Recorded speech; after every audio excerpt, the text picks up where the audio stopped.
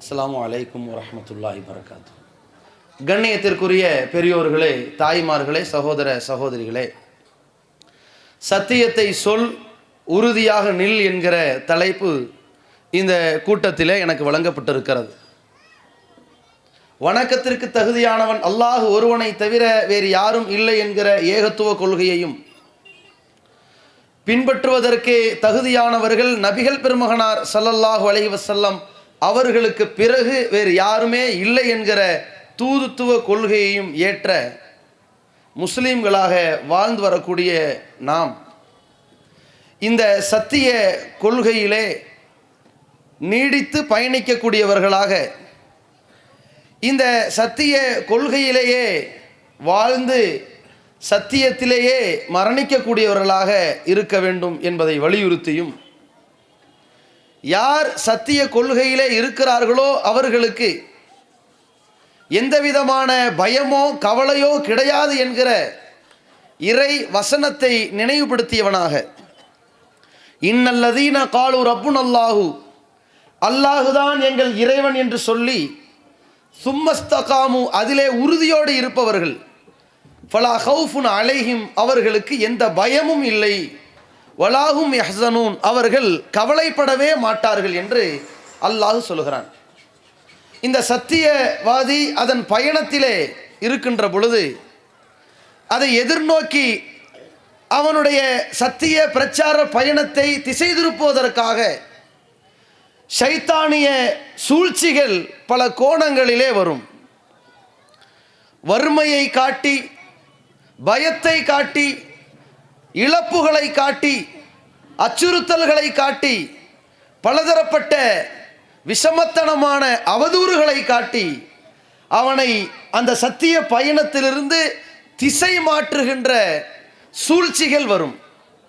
அவை அனைத்தையும் எதிர்கொண்டவனாக, ஏறி மிதித்தவனாக இந்த சத்தியவாதி பயணிக்க வேண்டும் என்பதை வலியுறுத்துவதற்குத்தான் இந்த கூட்டம். அன்றெல்லாம் பெருமகனார் ஸல்லல்லாஹு அலைஹி வஸல்லம் அவர்களோடு இந்த சத்திய மார்க்கத்தை ஏற்றுக்கொண்ட அந்த சஹாபாக்கள் அல்லாஹுவின் தூதரிடத்திலே உறுதிமொழி எடுத்தார்கள். எப்படி எடுத்தார்கள்? அன் நகூல பில் ஹக்கி ஐனமா குன்னா, அல்லாஹுவின் தூதரிடத்திலே நாங்கள் உடன்படிக்கை எடுத்துக்கொண்டோம். என்னவென்று தெரியுமா? நாங்கள் எங்கே இருந்தாலும் சரி உண்மையை சொல்ல வேண்டும், சத்தியத்தை சொல்ல வேண்டும் என்று உறுதிமொழி எடுத்துக்கொண்டோம். லா நகாஃபு ஃபில்லாஹி லௌமத்த லாயிம், அல்லாஹ்வுடைய விஷயத்திலே பழிக்கக்கூடியவனுடைய, இழிவுபடுத்தக்கூடியவனுடைய பழிச்சொல்லுக்கு ஒருபோதும் பயப்பட மாட்டோம் என்று உறுதிமொழி எடுத்ததாக சஹாபாக்கள் சொல்வார்கள். அந்த சமுதாயத்தினுடைய தியாகத்தை பார்த்து படித்த சமுதாயமாக இருக்கின்ற இந்த தௌஹீத் மக்கள் இதே கொள்கைக்காக வேண்டி பயணிக்க வேண்டும் என்கின்ற உறுதிமொழியோடு இந்த கொள்கையின்படி தன் பயணத்தை அமைக்கின்ற பொழுது இதற்கு எதிராக கிளம்புகிற எப்படிப்பட்ட தாக்குதல்களையும் எதிர்கொள்ளக்கூடியவர்களாக பயணிக்க வேண்டும் என்பதை எடுத்து சொல்லி, இப்பொழுது நாம் சந்திக்கின்ற பலதரப்பட்ட பிரச்சனைகளில் ஒன்று, எதிரிகளிடமிருந்து தாக்குதல் ஒரு பக்கம் வருகிறது, துரோகிகளிடமிருந்து தாக்குதல் மறுபக்கம் வருகிறது. இது இன்று நேற்றல்ல, அன்னலம் பெருமகனார் ஸல்லல்லாஹு அலைஹி வஸல்லம் அவர்கள் சத்திய மார்க்கத்தை உலகத்திற்கு சொன்ன காலத்திலும் நடந்தது. அல்லாஹ்வுடைய தூதர் அவர்கள் இந்த மார்க்கத்தை எடுத்து சொன்ன பொழுது ஏற்க மறுத்த எதிரிகள் நபிகள் நாயகத்தை வீழ்த்துவதற்கு பத்ரை சந்தித்தார்கள், உஹுதை சந்தித்தார்கள், கைபரை வந்தார்கள், தபூக்கை வர திட்டமிட்டார்கள், மூத்தா போரை அறிவித்தார்கள், கந்தக் போரில் சூழ்ச்சி செய்தார்கள். இப்படி எதிரிகள் எல்லாம் நபிகள் பெருமகனாருக்கு எதிராக பல கட்டங்களை யுத்தங்களாக சந்தித்த பொழுதும் நபிகளார் எதிர்கொண்டார்கள், அதிலே உறுதி பூண்டிருந்தார்கள். அதே நேரத்தில் நயவஞ்சகர்கள், முஸ்லிம் சமுதாயத்திலே இந்த மார்க்கத்தை உளப்பூர்வமாக ஏற்காதவர்கள், இரட்டை வேடம் போடுபவர்கள், பதவிக்காக, சமூக அந்தஸ்திற்காக, பெருமைக்காக மார்தட்டுபவர்கள், பேருக்கும் புகழுக்கும் இந்த உலகத்திலே நடித்துக் கொண்டிருக்கக்கூடிய நயவஞ்சகர்கள் நபிகள் பெருமகனாருக்கு எதிராக பேசத் தொடங்கினார்கள். இந்த தூதர் அநியாயம் செய்கிறார், முஹாஜிர்களை பார்த்து அள்ளி அள்ளி கொடுக்கிறார், அன்சாரிகளை கண்டுகொள்ளாமல் விடுகிறார் என்றெல்லாம் உள்ளே குழப்பங்களை விளைவித்தார்கள். இப்படிப்பட்ட துரோகிகளையும் நபிகளார் எதிர்கொண்டார்கள். அதே போல இன்றைக்கு நம் சமூகத்திலே எதிரிகளையும் எதிர்கொண்டு வளர்ந்த பயணங்களை கடந்த இந்த ஜமாத் துரோகிகளையும் சந்தித்துக் கொண்டிருக்கிறது. யார் அந்த துரோகிகள்? பாலியல் குற்றவாளிகள். ஆன்மீகத்தின் பெயரால் அவளை பெண்களுடைய கற்பை சூறையாடிய காம கொடூரர்கள். இன்றைக்கு ஜமாத்திலிருந்து அவர்கள் விலகிச் சென்ற தியாகிகள் அல்ல, இந்த ஒட்டுமொத்த மனித குலத்தின் விரோத செயலில் ஈடுபட்ட அல்லாஹ்வின் கோபத்திற்கு ஆளாகி இருக்கின்ற கேடுகட்ட செயலால் இந்த ஜமாத்திலிருந்து துடைத்தெறியப்பட்டவர்கள் இன்றைக்கு இந்த ஜமாத்தின் மீது சுமத்துகின்ற பழி, என் மீது சதி செய்து விட்டார்கள், இவர்கள் மோசடிக்காரர்கள், பொருளாதாரத்தை சூறையாடி விட்டார்கள், இவர்கள் தடம்புருண்டு விட்டார்கள் என்று சொல்லி வார்த்தை ஜாலங்களால் வாரந்தோறும் குரங்கு குளியலிலே நேரத்தை கழித்துக் கொண்டிருக்கிறார்கள். ஒருத்தருக்கு புதன்கிழமை, ஒருவருக்கு ஞாயிற்றுக்கிழமை. ஆனால் இவர்கள் செய்திருக்கின்ற அட்டூழியங்களை எல்லாம் நான் ஒரு பக்கம் பட்டியல் போடுவதற்கு முன்னால் ஒரு அளவுகோலை சொல்லிக் கொள்கிறேன். என்ன அளவுகோல் தெரியுமா? இப்போ வந்திருக்கக்கூடிய மக்களில் தெள்ள தெளிவாக இவர்கள் மிகப்பெரிய அயோக்கியர்கள் என்று தெரிந்தவர்கள் இருக்கிறார்கள். அவங்கள விட்டுருங்க, இந்த கூட்டம் உங்களுக்கு இல்லை. ஒன்றுமறியாமல் இருக்கிறார்களே, எது உண்மை என்று தெரியாமல். இவங்கள்ட்ட வந்து ஒரு மணி நேரம் பேசின பயானை கேட்டா இவங்க சொல்றது கரெக்ட் மாதிரி இருக்கு. அங்க போய் ஒரு 1.5 மணி நேரம் பயானை கேட்டா, 7.5 மணி நேரம் பேசினவங்க முடியல, 1.5 மணி நேரம் பயானை கேட்டா கடைசியில் ஒரு 10 நிமிஷம் இவர் சொல்றதும் கரெக்டோ என்று இருக்கு. அப்ப எது கரெக்ட் என்று உண்மையை கண்டறிகிற அளவுகோலை அறியாமல் திணறுகிற மக்களுக்கான ஒரு தெளிவை தருவதுதான் இந்த நேரத்தை நாம் பயன்படுத்திக் கொள்கிறோம். உண்மையை கண்டறிவதற்கான அளவுகோலை நான் சொல்றதை விட இங்கிருந்து போனவர்கள் சொன்னார்கள். தமுமுகவிலிருந்து இவர் விலகி சென்ற பொழுது சொன்னார், அவங்க நீக்கல, விலகிட்டார். சரியா? விலகி செல்கிற பொழுது சொன்னார், மக்களே நான் ஒரு பக்கம் பேசுறத நீங்க நம்பாதீங்க, பொய்யும் இருக்கும் உண்மை இருக்கும் நினைங்க. அவர்கள் பேசுவதையும் நீங்க நம்பாதீங்க, உண்மையும் பொய்யும் கலந்து இருக்கும் நினைங்க. இருவரும் சேர்ந்து எதை ஒப்புக்கொண்டோமோ அதான் உண்மை. அதாவது நான் எதை ஒத்துக்கிட்டனோ அது உண்மை, அவர் எதை ஒத்துக்கொண்டாரோ அது உண்மை. வேற எதை பத்தி பேசாதீங்க. இதுதான் அளவுகோல். இப்படி ரெண்டு பேரும் ரெண்டு விதமா சொல்லக்கூடிய நேரத்தில் உண்மையை கண்டுபிடிக்கிறதுக்கு ஒரு வழி இருக்கிறது. எப்படி அதை கண்டுபிடிக்கிறது என்று கேட்டா, தனித்தனியாக நான் உங்களிடத்தில் ஒரு காரணத்தை சொன்னால் அவர்கள் வேற காரணங்களை அடிக்கினார்களே, ஆனால் அந்த ரெண்டிலையும் உண்மையும் பொய்யும் கலந்திருக்கத்தான் வாய்ப்பு இருக்குது. 100% உண்மையா இருக்க வாய்ப்பு இல்லை. அப்படி நீங்க நினைக்கணும். நான் என்ன அளவுக்கு நான் சொல்வது உண்மை நினைத்தால் கூட நீங்கள் எப்படி நினைக்கணும் கேட்டா, இவர் ஒரு அணியா இருக்கிறார், அவர் ஒரு அணியா இருக்கிறார், தங்கள் அணிக்கு சார்பாக கொஞ்சம் கூட குறையத்தான் சொல்லுவார்கள். அப்படித்தான் ரெண்டு பேரையும் நீங்க நினைக்கணும். இப்ப இதுல என்ன காரணத்தினால் இந்த முடிவு ஏற்பட்டது என்பதை கண்டுபிடிக்க ரொம்ப எளிமையான வழி இருக்குதான்னு கேட்டா இருக்குது. அது என்ன வழி தெரியுமா? ஃபர்ஸ்ட் வழி, ஒவ்வொரு வழியா நான் சொல்றேன். எல்லா வழியிலையும் உண்மையை கண்டுபிடிப்பதற்குரிய எல்லா வழியிலையும் தௌஹீத் ஜமாத் சார்பாக சொல்லக்கூடிய அந்த காரணம் தான் சரி என்பதை நீங்களே சிந்தித்து முடிவு பண்ணி கொள்ளலாம். ஃபர்ஸ்ட் வழி, ஒரு பிரச்சனை வரும்பொழுது உண்மையை கண்டுபிடிக்கிற ஃபர்ஸ்ட் வழி என்ன வழின்னு கேட்டா, தனித்தனியாக ரெண்டு பேரும் வெவ்வேறு இடங்களில் என்ன காரணம் சொல்லுகிறார்களோ அது உண்மையா இருக்காது அப்படின்னு நீங்க நினைத்துக் கொள்ளணும். ரெண்டு பேரும் சேர்ந்து எதை சொன்னார்களோ அதான் உண்மையா இருக்க முடியும். ரெண்டு பேரும் சேர்ந்து எதை சொன்னார்களோ அதான் உண்மையா இருக்க முடியும். ரெண்டு பேரும் சேர்ந்து எதை சொன்னார்களோ அதான் உண்மையா இருக்க முடியும். இப்ப இவர் 28 நிமிட ஆபாச அருவருக்கத்தக்க ஆடியோவில் இவர் தான் பேசியிருக்கிறாருன்னு சொல்லப்படுது இல்லையா? இது அவர் மறுக்கிறார்ல. இதை ஒரு பக்கம் சொல்லுகிறத கேட்கறதா, மறுக்கிற அவரை கேட்கறதா, அந்த சப்ஜெக்டை விட்டுருங்க. சரியா? அப்துல்லா ஹனீஃபாவோட ஒரு உரையாடல் நடந்தது விஷயமா அவர் மறுப்புறாரு. ஆனால் அது உண்மைதான் என்று சொல்பவர்கள் ஒரு பக்கம் பேசுறாங்க. இதை கொஞ்சம் பெண்டிங்கில் வைங்க. பிரதானமானது என்ன தெரியுமா? இருவரும் ஒப்புக்கொண்டது உண்மை, அதானே? அந்த அடிப்படையில் நான் வரேன். இவர் ஜமாத்தில் இருக்கும் பொழுது சமீபத்தில் ஒரு 10 நிமிட அருவருக்கத்தக்க ஆபாச ஆடியோ, அதாவது இந்த மூத்த தலைவராக இருந்தவர் திருமணமான ஒரு பெண்ணிடத்தில் மிக கேவலமான ஒரு செயலில் ஈடுபட்டு அது பற்றி மீண்டும் மீண்டும் பேசிக்கொண்டிருந்து இந்த செயலுக்கு இன்னும் சில ஆட்களை அழைத்து வர சொன்ன கொடூரமான கேவலமான அந்த ஆடியோ வெளிவருகிறது.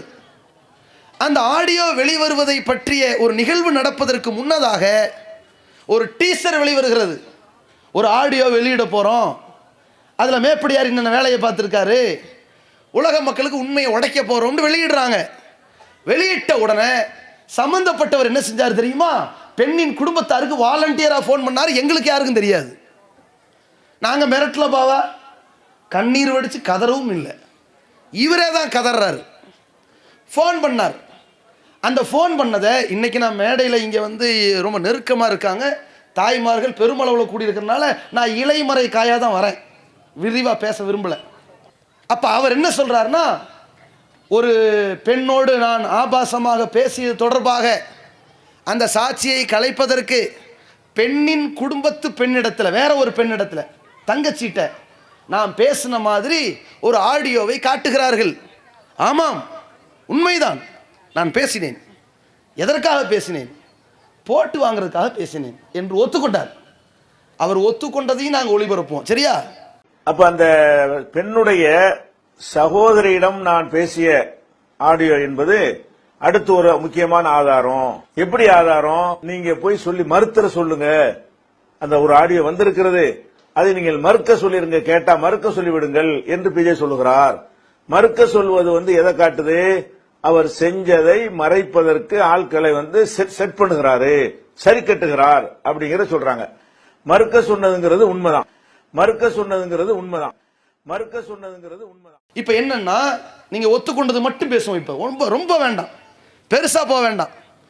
எதை ஒத்துக்கிட்டீங்க? ஒரு பெண்ணிட்ட பேசுறாரு, ஃப்ரீயா இருக்கீங்களா?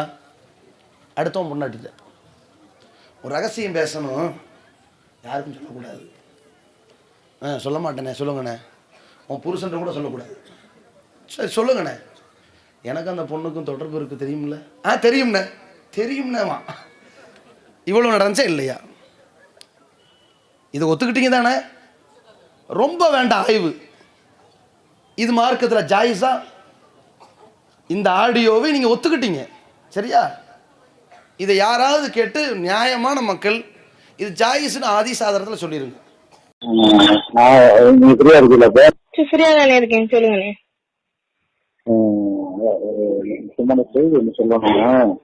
சொல்லுங்கண்ணே.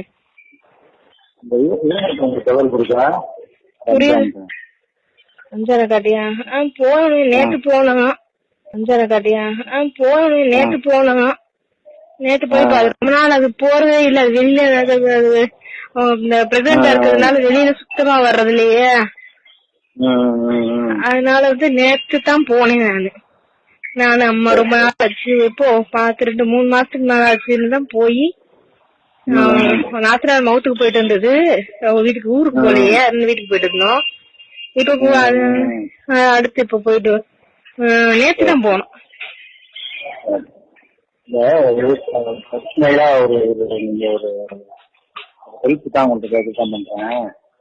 சரி சரி. நீ யாருக்கும் சொல்லிக்கிற கூடாது. சரி சொல்லுங்கண்ணே. முடிஞ்சு உங்களுக்கு எனக்கு மட்டும்தான் தெரியும், சரியா? சரிங்க, இன்ஷால்லா. வீட்டுக்காரர் யாருக்குமே சொல்லாதீங்க. நான் எதுவும் கேட்டு சொல்லணுமா அக்காட்ட? வீட்டுக்காரர் யாருக்குமே சொல்லாதீங்க. நான் எதுவும் கேட்டு சொல்லணுமா அக்காட்ட? என்னன்னு கேட்டா, அவங்க அப்ப எனக்கு அவங்களுக்கும் ஒரு தொடர்பு முன்னாடி என்னன்னு கேட்டா ம். அவங்க அப்ப எனக்கு அவங்களுக்கும் ஒரு தொடர்பு இருக்கு முன்னாடி. ஆ. என்னன்னு கேட்டா ம். அவங்க அப்ப எனக்கு அவங்களுக்கும் ஒரு தொடர்பு இருக்கு முன்னாடி. ஆ. சரிங்களா? அதுல என்னன்னா இந்த போன்ல உள்ள பேசுவோம்ல, ஆமா ஆமா ஆமா. அது மாதிரி பேசும்போது போனுக்கு ரிப்பேர் பண்ண கொடுத்துருக்காங்க உள்ள இருக்கவங்க. அந்த ஆடியோ உள்ள ரெக்கார்டிங் போட்டுருக்காங்க. அந்த ஆளு ரெக்கார்டிங் பாத்துருக்காங்களா? அந்த ஆடியோல நானும் கல்யாணம் பேசுற மாதிரி, நம்ம ஆடியோல நானும் கல்யாணம் பேசுற மாதிரி அந்த ஆடியோ எடுத்து போட்டு விட்டுருக்காங்க பேஸ்புக்ல. அப்படியா? நானும் அவங்களும் பேசுற மாதிரி அது நான் தொடர்பு வேணான்னு ஒதுங்கி ஒரு எந்த கான்ட்ராக்ட் இல்லாம நம்ம அந்த மாதிரி நம்மளாம் வேணான்னு ஒதுங்கி வந்துட்டோம். ஆமா தெரியுமே இது எனக்கு. அக்கா எதுவுமே அதுவும் உடம்புக்கு முடியலன்னு அது நிப்பாட்டிடுச்சு, எதுவுமே செய்யறது இல்லையே. அடுத்தவருடைய மனைவிட்ட புருஷனுக்கு கூட தெரியாத என்ன ரகசியம். யாராவது கேட்டா மிமிக்கிரின்னு சொல்லிருங்க. அதுதான் மிமிக்கிரின்னு நீங்க சொன்னா அதை சொல்ல வைக்கிறதுக்கு ஏன் இவ்வளவு கஷ்டங்கிறேன். எதுவுமே இல்ல.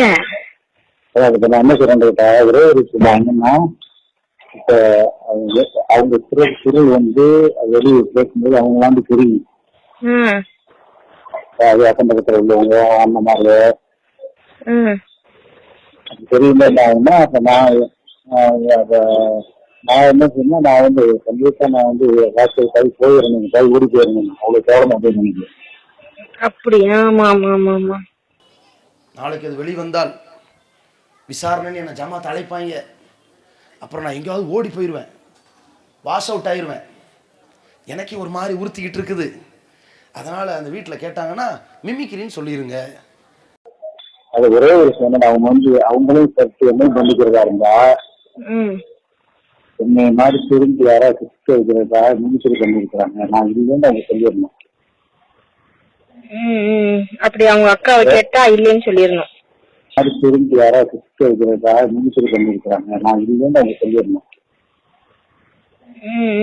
அப்படி அவங்க அக்காவை கேட்டா இல்லைன்னு சொல்லிடணும். ஆமா, நான் இல்ல யாரோ என் குரல் மாதிரி செஞ்சிருக்காங்க வேணுன்றது நான் பண்ணி செஞ்சிருக்கிறாங்க, நான் இல்லையா ஒன்ன மாதிரி யாரு கேட்டாலும் அவருக்கு எதிராக மிமிக்கிரி பண்ணிட்டு இருக்கிறாங்க, அது அந்த மாதிரி பண்ணிருக்கான். அதனால இதை கைக்குறதா ஜமாத் அந்த மாதிரி பண்ணிருக்காங்க. அடிச்சு அக்கம் பக்கத்துல கேட்டாலும் அந்த மாதிரி ஒரே இதையா சொல்லிட்டாங்கன்னா அவங்களையும் பாதிக்காது குடும்ப மத்தியில.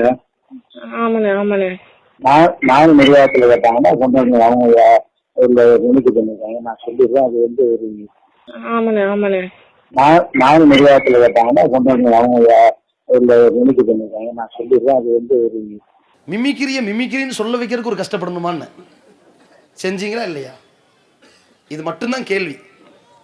இப்ப என்னன்னா, இவர் ஒரு மாநாட்டில் பேசியிருக்காரு, விழிப்புணர்வு. அல்லாஹ் காப்பாத்தன எந்த விழிப்புணர்வுன்னு மாநாட்டில் பேசியிருக்காரு. தௌஹீதை நோக்கி மக்கள் வந்தார்கள். ஏன் வந்தார்கள்? மதுகபை பற்றியும் ஹதீஸ்களை பற்றியும் புரட்டி பார்த்து வந்தார்களா? இல்லை. கேட்கிற கேள்விக்கு டான் டான் டான் ஆன்சர் வந்தது, உடனே வந்தார்கள். இன்றைக்கு ஆன்சர் வரவில்லை என்றார். உண்மைதான், யார்கிட்ட வரல, அதான் மேட்ரு. நாங்க போற ஊரெல்லாம் விளக்கிக்கிட்டு இருக்கிறோம் உங்களை பத்தி, நீங்க வைக்கிற குழப்பத்தை பத்தி. நீங்க ஓடுனீங்களே, உங்களை நோக்கி 28 நிமிஷம் ஆடியோ, அப்புல்லா ஹனீஃபா தொடர்பான ஆடியோ, இந்த 10 நிமிட ஆடியோ, மாஸ்காஞ்சாவடி ஆடியோ, அதை மூடி மறைக்கிறதுக்கு பேசின ஆடியோ என்று உங்களை நோக்கி 350க்கும் மேற்பட்ட கேள்விகள் வந்தது. பதில் சொன்னீர்களா? வாயை திறந்தீர்களா? கேள்வி மேல கேள்வி கேட்டு உங்களை தொலைத்தெடுக்கிறார்களே, ஒரு பதிலையும் காணோம். 3 மாசத்துக்கு ஒரு நிலை மாற்றம் கேட்டா நாங்க மிரட்டணுங்கிறீங்க. நாங்களா மிரட்டணும்? நீங்க சாட்சியை கலைத்தீர்கள். அந்த ரெக்கார்டிங்க கொண்டு வந்து ஜமாத்தில் ஒப்படைத்தார்கள். பெண்ணின் குடும்பத்தார் ராஜா என்பிடத்தில் பேசினீர்கள். என்ன பேசுனீங்கன்னு வரும் கிளிப்பிங். என்ன பேசுனீங்க? அவங்க என் மேல கோபமா இருக்கிறதுல நியாயம் இருக்குது. நான் அதுக்கு நம்ம அவங்களுக்கு ஒண்ணு நம்ம அதுல வந்து தப்புன்னு நம்ம சொல்ல முடியாது. அவங்க வந்து என் மேல கோபமா இருக்கிறதுல நியாயம் இருக்குது. நான் அதுக்கு நம்ம அவங்களுக்கு ஒண்ணு நம்ம அதுல வந்து தப்புன்னு நம்ம சொல்ல முடியாது. சரியா? அது நான் சொல்ல வரேன். நான் இப்ப நினைக்கிறேன் இப்படி அவங்க அந்த மாதிரி குற்றமாவே சுமத்திட்டு அது அப்படி சொல்லி போறாருந்தாலும் எனக்கு மாற்று கருத்துல நினைக்க நான் உங்கள்கிட்ட சொல்லிட்டேன். ஆமா சொன்னீங்க. அதுல எனக்கு பிரச்சனை இல்ல. இப்ப என்னன்னு கேட்டா இப்ப அவங்க சொல்றபடி செய்யறாங்க அதை ப்ரூவ் பண்ணணும்ல, டிக்ளேர் பண்ணணும். ஆமா, டிக்ளேர் பண்ணா இவங்களையும் சேர்த்தான் சொல்ல வேண்டி வரும். சரி சரி. அதாவது டிக்ளேர் பண்ணும்போது அப்ப இது உண்மை அது மாதிரி வந்துச்சுன்னு சொல்லும் பொழுது இவங்க அந்த உண்மைங்கிறது அவங்க குடும்பத்தாருக்குள்ள மட்டும் உள்ளதா தான் இருக்குது. இப்ப சரி, இப்ப உலகத்துக்கெல்லாம் அது உண்மைன்னு சொல்லும் பொழுது காலகாலத்துக்கும் ரெக்கார்டா போயிடும். இவங்க அந்த உண்மைங்கிறது அவங்க குடும்பத்தாருக்குள்ள மட்டும் உள்ளதா தான் இருக்குது. இப்ப சரி, இப்ப உலகத்துக்கெல்லாம் அது உண்மைன்னு சொல்லும் பொழுது காலகாலத்துக்கும் ரெக்கார்டா போயிருமே, அவங்களுக்கும் பாதிக்குமே. எனக்கு ஒண்ணுமே கிடையாது. நான் உங்கள்கிட்ட சொல்லிட்டேன். எனக்கு வந்து நான் என் தவற உணர்ந்து எனக்கு ஒரு பனிஷ்மெண்ட் வந்தா எனக்கு நான் அதுக்கு எந்த ஒரு சங்கடம் இல்லாம நான் ஏத்துக்கிற போறேன். நான் என் தவற உணர்ந்து எனக்கு ஒரு பனிஷ்மெண்ட் வந்தா எனக்கு நான் அதுக்கு எந்த ஒரு சங்கடம் இல்லாம நான் ஏத்துக்கிற போறேன். இது யாரு எவருன்னு தெரியாம அங்க போட்டு விட்டாங்க, அவங்கள அழிச்சிட்டாங்க. ஏதோ கொஞ்ச நாளைக்கு இருந்துட்டு போய் குடும்பத்தார் மத்தியில மட்டும் இது அவங்களுக்கு தெரிஞ்ச விஷயமா இருக்குது. நான் தான் தப்பு செஞ்சுட்டேன்னு எனக்கு தெரியுதுங்க. பெண் குடும்பத்தார் கேட்கறாங்க, இதெல்லாம் நீங்க ஒத்துக்கிட்டீங்க? ஆமா பேசுனேன், அதான் சொல்றேன். நான் நீங்க ஒத்துக்கிட்டது தான் நான் சொல்றேன். இப்ப அந்த பெண் குடும்பத்தார் ராஜாட்ட என்ன சொன்னீங்க? அண்ணே குடும்பத்தார்ல உங்க மேல கொலவரியா இருக்கிறான்னு சொன்னாங்க. அவரு கோபமா இருக்காருன்னு துரோகம் பண்ணிட்டீங்கன்னு சொல்றாருன்னு. ஆமாங்க, நான் தான் தப்பு செஞ்சுட்டேன், எனக்கு தான் உறுத்துதுங்க. நான் பயானுக்குள்ள வரமாட்டேங்க, பள்ளிவாசல் பக்கம் வந்து எந்த மேடை ஏற மாட்டாங்க, இப்படியே நான் தனிச்சா ஒதுங்கிடும். இது எனக்கு நானே ஏற்படுத்திக்கிற பனிஷ்மெண்ட். சொன்னீங்களா இல்லையா? நீங்க தானே சொன்னீங்க. அந்த ஆடியோ உண்மைதானே? உங்களை யார் மிரட்டினா சொல்லுங்க. நாங்களா மிரட்டினோம்? எங்களுக்கே தெரியாம ராஜாட்ட பேசுனீங்க. யார் மிரட்டினா? அடுத்து என்னன்னு கேட்டா கலீல் ரசூல் சையத் இப்ராஹிம் விசாரிக்கிறாங்க, வாங்கன்னு கூப்பிட்டோம். ஏன் இவர் விசாரணைக்கு வர மறுத்தார். மறுத்துட்டு என்ன பண்ணார் தெரியுமா? கடிதம் அனுப்பினார். என்னை நீங்கள் விசாரணைக்கு அழைத்தீர்கள், ஆனால் சம்பந்தப்பட்ட ஆடியோவில் இருப்பது நான் தான், சிறு தவறு செய்து விட்டேன், நீங்க நடவடிக்கை எடுத்துங்கன்னு. உயர்நிலை குழு கடுமையான கண்டனத்தை பதிவு செய்தது. செஞ்சது மிகப்பெரிய பாவம். அருவருக்கத்தக்க ஆபாசத்தை பேசிட்டு சிறுதவர் அவங்களுக்கு, அவரை விசாரணை கூப்பிடுங்க. போன் பண்ணாங்க, வாங்க விசாரணைக்கு. விசாரணைக்கு வர மறுத்தார். அப்ப கேட்கிறோம், மார்க்கப்படி குர்ஆன் சுன்னாவின்படி சட்டம் என்ன? ஒரு குற்றம் நிரூபிக்கப்பட வேண்டும் என்று சொன்னால் ஆதாரங்கள் வரணும். ஆதாரம் இல்லாவிட்டால் சம்பந்தப்பட்ட ஒத்துக்கணும். சம்பந்தப்பட்ட ஒத்துக்கொண்டீர்களா இல்லையா? விசாரணைக்கு தான் வரணும் அப்படிங்கிற ஒரு கருத்து வருது. சரி, இதை பத்தி நீங்க என்ன சொல்றீங்க? அவங்க விசாரணைக்கு தான் வரணும் அப்படிங்கிற ஒரு கருத்து வருது. சரி, இதை பத்தி நீங்க என்ன சொல்றீங்க? விசாரணைக்கு வரீங்களா இல்ல நீங்க ஒப்புதல் வாக்கு மூலம் தந்துடுறீங்களா? விசாரணைக்கு வரீங்களா ஒப்புதல் வாக்கு மூலமா தெரியல? அந்த இதை நான் லவுட் ஸ்பீக்கர் தான் போட்டிருக்கேன், ரெக்கார்டும் பண்ணிக்கிட்டு இருக்கிறேன்.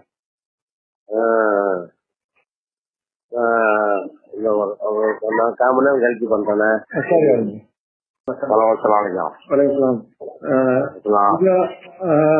நாங்க உயிரிழை குழு கூடி இருக்குது. உயிரிழை குழு கூடி இருக்குது. சரி, உங்கள் மீது 2 புகார் வந்திருக்குது. சரி, ஜாஃபர் என்ற சென்னையை சார்ந்த ஒரு சகோதரர் வந்து ஒரு புகார் கொடுத்திருக்காரு. சரி, பிஜே குறித்து வெளியிடப்பட்ட ஆடியோ 10 நிமிடம் ஆடியோ உண்மை என புகார் தெரிவிக்கிறேன்.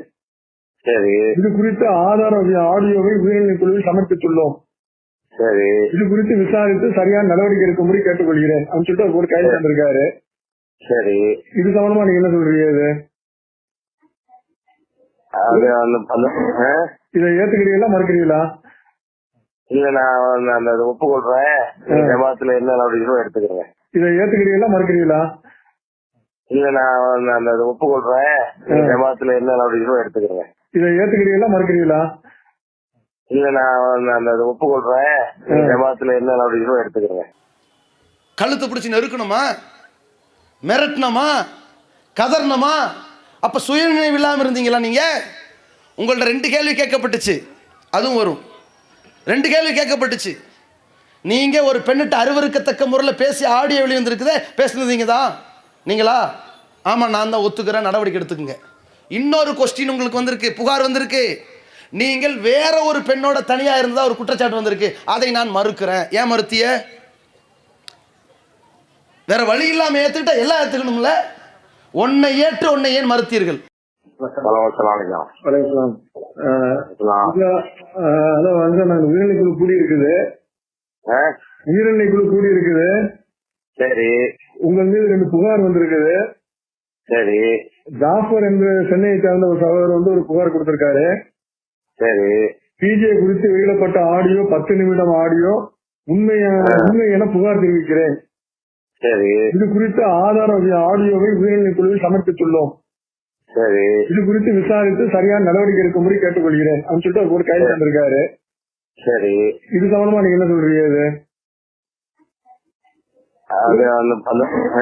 இதை ஏத்துக்கிறீங்களா மறுக்கிறீங்களா? இல்ல, நான் அந்த ஒப்புக்கொள்றேன். ஜமாத்துல என்ன நடவடிக்கை எடுத்துக்கிறேன். அதே மாதிரி இன்னொரு புகார் வந்திருக்குது. அன்வர் சாதாரண சென்னையை சேர்ந்தவர், அவர் கொடுத்திருக்காரு. அவர்கள் ஒரு அந்நிய பெண்ணுடன் தனிமையில் இருந்தார். இதை நான் நேரடியாக பார்த்ததை அல்லாஹ்வின் மீது ஆணையிட்டு சாட்சியம் கூறுகிறேன். இது குறித்து நடவடிக்கை எடுக்கும்போது கேட்டுக்கொள்கிறேன் சொல்லிட்டு அவர் கைது போட்டு வந்திருக்காரு. இது சம்பந்தமா இது நான் மறுக்கிறேன். இது ஏத்துக்கிற கூப்பிட்டு என்ன தனியா இருக்கு, சான்ஸ் இல்ல. சரி, அது எனக்கும் தெரியும். நான் அப்போ சக்தி போலீஸ் இருந்தாரு, இப்போ வந்து மோர் இது கொடுத்துட்டு போனாங்க ஏத்து விட்டுக்காரங்க, அதான் அவர் பார்த்தாரு. சரி, தனித்து இருந்தாருங்க. அந்த அந்த இது தவறது வந்தாங்க, அது மட்டும் உண்மை. ஆனா நான் மட்டும் இருக்கல இப்ப. சரி,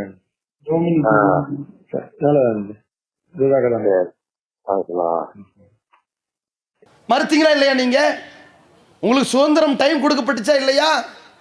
இந்த ஆடியோவினால் தான் நடவடிக்கை என்று வெளியே சொல்லிடாதீங்க. அதை கொஞ்சம் பொதுக்குழு வரைக்கும் காலம் தாழ்த்துங்கன்னு கெஞ்சினது நீங்க, நாங்களா உங்கள்ட்ட கெஞ்சினோம்? இந்த ஆடியோ அந்த மாதிரி குறிப்பிடாம பண்ணி விட்டுருவீங்களா நல்லா இருக்கும் நான் பார்த்தேன், அவ்வளவுதான். இல்ல, இப்ப நம்ம அறிவிப்புல வந்து இதுதான் வருது. ஆனா இப்ப நாளைக்கு மக்கள் வந்து நம்ம கேள்விகள் கேட்பாங்க.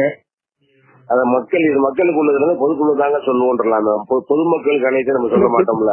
பொதுக்குழு வந்து மக்கள் கேட்பாங்கல்ல. ஆமா, அது உங்களுக்கு நாள் இருக்கு, நல்ல அவகாசம் பண்ணி என்ன மாதிரி சொல்லணும்னு யோசிக்கலாமே.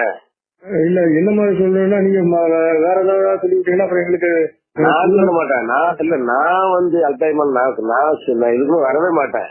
சரி, அதான் நீ என்கிட்ட கேட்டா எனக்கு ஜமாத்துல கூப்பிட்டாங்க, நான் போகல அப்படின்னு சொல்லி முடிச்சிருவேன். சரி, நீங்க வந்து என்ன மாதிரி சொல்றது ஐடியா பண்றது நான் உங்கள்கிட்ட சொல்ல போறதும் இல்ல. சரி, உங்களுக்கு டைம் கிடைக்குங்கிற நீங்க பொதுக்குழு நாள் இருக்கிறதுனால அதுல நாங்க விளைவிக்கிறோம்னு சொல்லிட்டு நீங்க மசோரா பண்ணி என்ன மாதிரி சொன்னா உங்களுக்கு நல்லது தெரியும், அது மாதிரி சொல்லிக்கலாம். இதுல 3 மாசத்துக்கு ஒரு ட்ரெண்ட் மாறுது.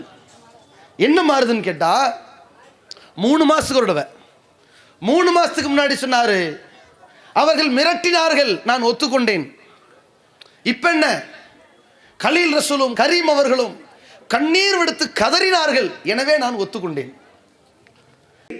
என்று வந்து கெஞ்சினார்கள். அவங்க வந்து எங்களை ஜமாத்து மிரட்டுறாங்க, நீங்க எப்படியாவது நீங்க ஒத்துக்கிறீங்க, இல்லாட்டி ஜமாத்து பின்னாடியே போயிடும். அடுத்த நாள் என் கடையில் வந்து அதெல்லாம் சிசிடிவில இருக்கு, ஆடியோ இருக்காது, ஆனா வந்ததெல்லாம் தெரியும். அடுத்த நாள் கடையில வந்து என்னஞ்சாங்க, பெரிய விலை கொடுத்துட்டோம் அழுது. இந்த கலீல் ரசூலும் கரீம் கடையில வந்து இந்த இதுக்கு நாங்கள் பெரிய விலை கொடுத்துட்டோம், அவங்களுக்கு தாங்க முடியல அப்படின்னு பொய் நடவடிக்கை எடுத்திருக்கிறார். சரி, கலீல் ரசூலும் கரீமும் கண்ணீர் வடிச்சாங்கல்ல, அது வீடியோ இருக்குல்ல, அந்த வீடியோ வெளியிட்டுருங்க நீங்க. 2வது, கலீல் ரசூலும் கரீம் அவர்களும் உங்களை சந்தித்து வந்து என்ன சொன்னாங்கிறது, மொத்தம் 3 பேர் இருந்திருக்கீங்க, தலைவர், கரீம், கலீல். என்ன நடந்துச்சு நான் சொன்னேன்னு வைங்களேன், இவரு நாங்கள் உட்கார்ந்து இருந்தாரா, நாளைக்கு மங்கி பதில் கேட்பிய, கரீமே சொல்லுவார், கேளுங்க. அஸ்ஸலாமு அலைக்கும். கலீல் ரசூல் பாயும் நானும் பிஜே உடைய கடைக்கு போய் கெஞ்சினோம், எப்படியாவது இந்த பழியை நீங்கள் ஏற்றுக்குங்க அப்படின்னு கதறணும், அழுதோம் அப்படின்னு பிஜே சொன்னதா சொல்கிறீங்கல்ல, அது பச்சை பொய். அது அநியாயத்துக்கு அல்லாஹ்வுடைய பயம் இல்லாமல் பொய் சொல்லிக்கிட்டு இருக்கிறாரு. உண்மையில் நடந்தது என்னன்னு சொன்னால், நடவடிக்கைன்னு அறிவிச்சுட்டு கலீல் ரசூல் பாய் கீழே இறங்குறாரு. அப்போ அவர் கலீல் ரசூல் பாய் சொல்கிறாரு, நான் ஆறுதலுக்காக அவரை போய் பார்த்துட்டு வர்றேன் அப்படின்னு சொல்கிறாரு. சரி, நானும் கூட வர்றேன்ட்டு போகிறோம், 2 பேரும் போகிறோம். போனோம்னா கலீல் ரசூல் பாய் தான் அவர் தான் பேசினார். இப்படி ஆகிப்போச்சே, இந்த மாதிரி ஆகிருச்சே அப்படின்னு சொல்லி அவர் கலங்கினார். கலங்கிட்டு ஆனால் ஒன்று, இனிமே எங்களை எவனும் தொண்டியானின்னு சொல்ல முடியாது, அந்த அந்த இது ஒழிக்கப்பட்டுருச்சு இந்த நடவடிக்கையின் மூலமாக. அதே மாதிரி எங்களை யாரும் பிஜே மதுஹப்னு சொல்ல முடியாது, அந்த இதுவும் இந்த நடவடிக்கையின் மூலமாக ஒழிக்கப்பட்டுருச்சு அப்படின்னு சொன்னார். சொல்லிட்டு உட்காந்து பேசிக்கிட்டு இருக்கும்போது கூடுதலாக, நீங்கள் யார் அப்போல்லா ஹனீஃபாட்டையெல்லாம் அவர் ஆலிம்ஷா தான் சொல்லி தான் பேசினார். ஆலிம்ஷா, நீங்கள் அப்போல்லா ஹனீஃபாட்டையெல்லாம் பேசுனதுக்கு எங்ககிட்ட பேசியிருக்கலாமே, எங்ககிட்ட சொல்லியிருக்கலாமே அப்படின்னு சொல்லும்போது அவர் வழக்கமாக தலையாட்டிக்கிட்டு அது புரிஞ்சிருப்பீங்கன்னு நினச்சேன், அந்த டைப்பில் புரிஞ்சிருப்பீங்கன்னு நான் நினச்சேன் அப்படிங்கிற மாதிரி தான் அவர் பதில் சொன்னார். இதுதான் உள்ளதே தவிர, நீங்கள் செய்யாத ஒரு குற்றத்தை போய் ஏற்றுக்கங்க, பழியை சொல்லுங்க அப்படின்னு நாங்கள் சொன்னதாக சொல்கிறது பச்சை பொய். அல்லாவுடைய அச்சம் இல்லாமல் பொய் சொல்கிறாருங்கிறது தான் அதனுடைய யதார்த்தம். அது என்ன சிசிடிவி கேமராவில் நான் பேசின ஆடியோமாக இருக்கும், ஆடியோ இல்லைங்கிற தைரியத்தில் தான் சிசிடிவி கேமராலாம் இருக்குதுன்னு சொல்லிக்கிட்டு இருக்கிறாரு. ஆடியோ இருந்தால் நம்ம என்ன பேசணும், அதுக்கு அவர் என்ன சொன்னாருங்கிறது அதுலேயும் அவர் குற்றவாளிங்கிறது தான் மக்களுக்கு தெரிய வரும். சிசிடிவி கேமராவில் ஆடியோவும் இருக்குமே, ஆனால் நாங்கள் என்ன பேசணும், அதுக்கு பிஜே என்ன பதில் சொன்னாருங்கிறதும் அந்த ஆடியோவில் பதிவாக இருந்தால் அது அவர் குற்றவாளி என்பதை உறுதிப்படுத்துகிற ஆதாரமாகத்தான், இன்னொரு ஆதாரமாகத்தான் இருக்குமே தவிர அவர் குற்றமற்றவர் என்பதற்கு ஒருபோதும் அந்த சம்பவம் ஆதாரமாக இருக்காது. அப்போ கரீம் பேச்சுவார்த்தையில் என்ன நடந்துச்சுன்னு சொல்லிட்டாரா? இப்போ கரீம் கூடுதலாக ஒரு குண்டை தூக்கி போட்டிருக்காரு. என்ன, ஏற்கனவே அப்போல்லா ஹனீஃபாவோட நீங்கள் பேசியிருக்கிறீங்களே, அவர்கிட்டையெல்லாம் நீங்கள் பேசுனதுக்கு எங்கள்கிட்ட ஒரு வார்த்தை சொல்லியிருந்தா என்ன சொல்கிறாரு? இல்லை, நான் அப்போ உங்களுக்கு சொன்னேன், நீங்கள் புரிஞ்சுக்கல. அப்போ எதை உண்மைப்படுத்துறீ? இப்போ இதுக்கு தான் நான் முபாகலை கூப்பிட்டேன். நிறைய இருக்குது, நான் முபாகலா பட்டியல் நான் கடைசியாக சொல்கிறேன். அடுத்து இவர் இந்த விஷயத்தில் எந்த அளவுக்கு நடவடிக்கை எடுக்கப்பட்டாருங்கிறதுக்கு பலகட்ட கேள்விகள் கேட்டார்கள். இவர் நடவடிக்கை எடுக்கப்பட்டது சரிதான் என்று ஏராளமான கேள்விகள் கேட்டார்கள். இன்று வரைக்கும் வாய் திறந்தாரா? அதுக்கப்புறம் என்ன பிரச்சனை? மக்களை ஏமாத்துறதுக்கு மறு விசாரணை அப்படின்னு சொன்ன உடனே மக்கள் ஏமாந்துருவாங்களே, மறு விசாரணை கேட்கிறாரியா அவரு?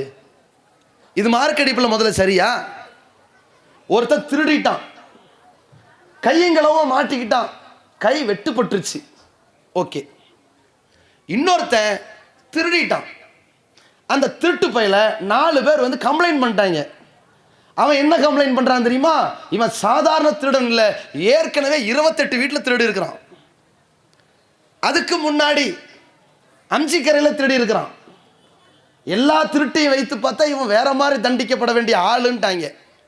உடனே இவனை கூப்பிடும் போது, என்னை கூப்பிடாதிய, இந்த திருட்டை மட்டும் ஏத்துக்கிறேன், கையை தயவுசெய்து வெட்டிருங்க. வேற வழி இல்லாமல் வெட்டியாச்சு. 4 மாசம் கழிச்சு எனக்கு சதி செய்து விட்டார்கள்னா வெட்டின கையை ஒட்டவா முடியும்? இது மறு விசாரணை அறிவு இருக்கா கொஞ்சம்? உங்க வாதப்படி, நீங்கள் ஒத்துக்கொண்ட சட்டத்தின்படி, நீங்கள் ஒத்துக்கொண்ட ஆதாரங்களின்படி, நீங்கள் எதை பேசியதா ஒத்துக்கொண்டீர்களோ அதன்படி நீங்கள் நடவடிக்கை எடுக்கப்பட்டீர்கள், சரியா? கூடுதலா காமில் என்பவர் உங்களை பல வருஷம் கூப்பிட்டு இருக்கிறார். எது கூப்பிடுறாரு? ஏங்க, இவர் மீது ஒரு பெண் தொடர்பான பாலியல் குற்றச்சாட்டுக்கு நடவடிக்கை எடுத்துட்டீங்க, ஆனால் இவர் ஒரு பெண்ணை நாசமாக்கலீங்க, ஆன்மீகத்தின் பெயரால் பல பெண்களுடைய கற்பை சூறையாடி இருக்கிறாருங்க, என்கிட்ட நிறைய ஆதாரங்களோட பகிரங்க விசாரணைக்கு தயார்னார். இவருக்கு என்ன பதில் சொன்னார் மன் கி பாத்தில்? இவர்கள்லாம் என்னை அழைப்பதற்கு யாருப்பா நீ? சுருதி குறைஞ்சு போய், இந்த வீராவேசமெல்லாம் இல்லை, நீ யாருப்பா என்ன கூப்பிடுற? எனக்கும் என் ஜமாத்துக்கும் இடையில உள்ள பிரச்சனை. இப்போ ஒரு பள்ளிக்கூடத்தில் ஒரு டீச்சரை நீக்கிட்டாங்கன்னா வேற பள்ளிக்கூடத்துக்காரன் தலையிடலாமா? ஒரு பள்ளிக்கூடத்தின் மாணவனை நீக்கிட்டாங்கன்னா அந்த பள்ளிக்கூடம் தானே போராடணும், வேற பள்ளிக்கூடம் தலையிடலாமான்னு கேட்கிறாரு. அதாவது இவர் செஞ்ச காரியத்தை எல்கேஜி பையன் உச்சா போன மாதிரி பேசுறாரு. இவர் செஞ்சது என்ன தெரியுமா? ஆன்மீகத்தின் பெயரால் பெண்களின் கற்பை சூறையாடி இருக்கிறார். நீங்கள் தானே நித்யானந்தாவை பேசினீர்கள், அவங்களை பத்தி பேசுற உங்களுக்கு என்ன அக்கறை? ஏன் பேசினீர்கள்? மதகுரு என்று சொல்லி மக்களை ஏமாற்றியவர்களை அம்பலப்படுத்தினீர்கள், பேசினீர்களா இல்லையா? இதைத்தான் அவர் சொல்கிறார். நீங்கள் பள்ளிக்கூடத்தில் உள்ள மாணவர் கிடையாது, பொதுமக்களுக்கு ஆன்மீகத்தின் பெயரால் பொது மேடையில இருந்து ஒழுக்கத்தை பேசக்கூடிய இடத்தில் இருப்பவர் அதற்கு தகுதியற்றவர்னு கூப்பிடுறார். ஏன் போல? உங்களை விவாதத்துக்கு கூப்பிடுறாரு, நீங்க போல. விசாரணை கூப்பிடுறாரு, போல. ஏன் பதறீங்க? எவ்வளவு காலம் கூப்பிடுறாங்க? ஒன்னா ரெண்டா? எத்தனை குண்டு தூக்கி போடுறாங்க? ஒண்ணுக்காவது மறுப்பு தெரிவிக்கீங்களா? நாங்க நம் சகோதரர்கள் நீங்க பேசின ஒப்புக்கொண்ட ஆடியோ வச்சு உங்களை வளைச்சு வளைச்சு கேள்வி கேட்கிறாங்க. பதில் சொல்ல முடியுதா? கேட்டா இவர் நம்ம மேல பழிய போடுறாரு. இந்த தௌஹீத் ஜமாத்காரர் எப்படி ஆயிட்டாங்க தெரியுமா? ஒவ்வொரு இடத்துல போய் யார்ட்டி சொல்லாதீங்க, யார்ட்டி சொல்ல, இப்படி குசு குசுன்னு பேசுறோமா? குசு குசுன்னு பேசுனது நானா நீங்களா? நீங்க தானே ஒரு மையத்து கடிதத்தை அனுப்பிட்டிய. மையத்து கடிதம் ஒருத்தன் சாவுல கூட பயப்படுவாங்க, சாவுல கூட பயப்படாத விளம்பரம் செய்யற ஒரு ஆள் இவர். கரெக்டா தேர்ந்தெடுக்கப்பட்ட ஒரு சிலருக்கு மையத்து கடிதம். என்ன கடிதம்? எனக்கு எதிராக பல சதிகள் நடந்தது, இது ரகசியமாக வைத்துக் கொள்ளுங்கள், இது அமானிதம், இந்த கடிதத்தை யாட்டி பரப்பிடாதீங்க, நான் மௌத்தா போன பிறகு தான் பரப்பணும். நான் தெரிஞ்சு போச்சே, மையத்து கடிதத்தை சொல்லிட்டாங்கல்ல, நீங்க சீக்கிரமே வெளியிட்டுருங்க, இல்லாட்டி 2 நாள்ல வந்துடும். அப்போ இந்த அளவிற்கு ரகசிய காப்பகம் பண்ணது நீங்க. அது வெளி வந்தா தெரியும் நீங்க எந்த அளவிற்கு மக்களை, அந்த 50 பேரை ஏமாற்றி இருக்கிறீர்கள்.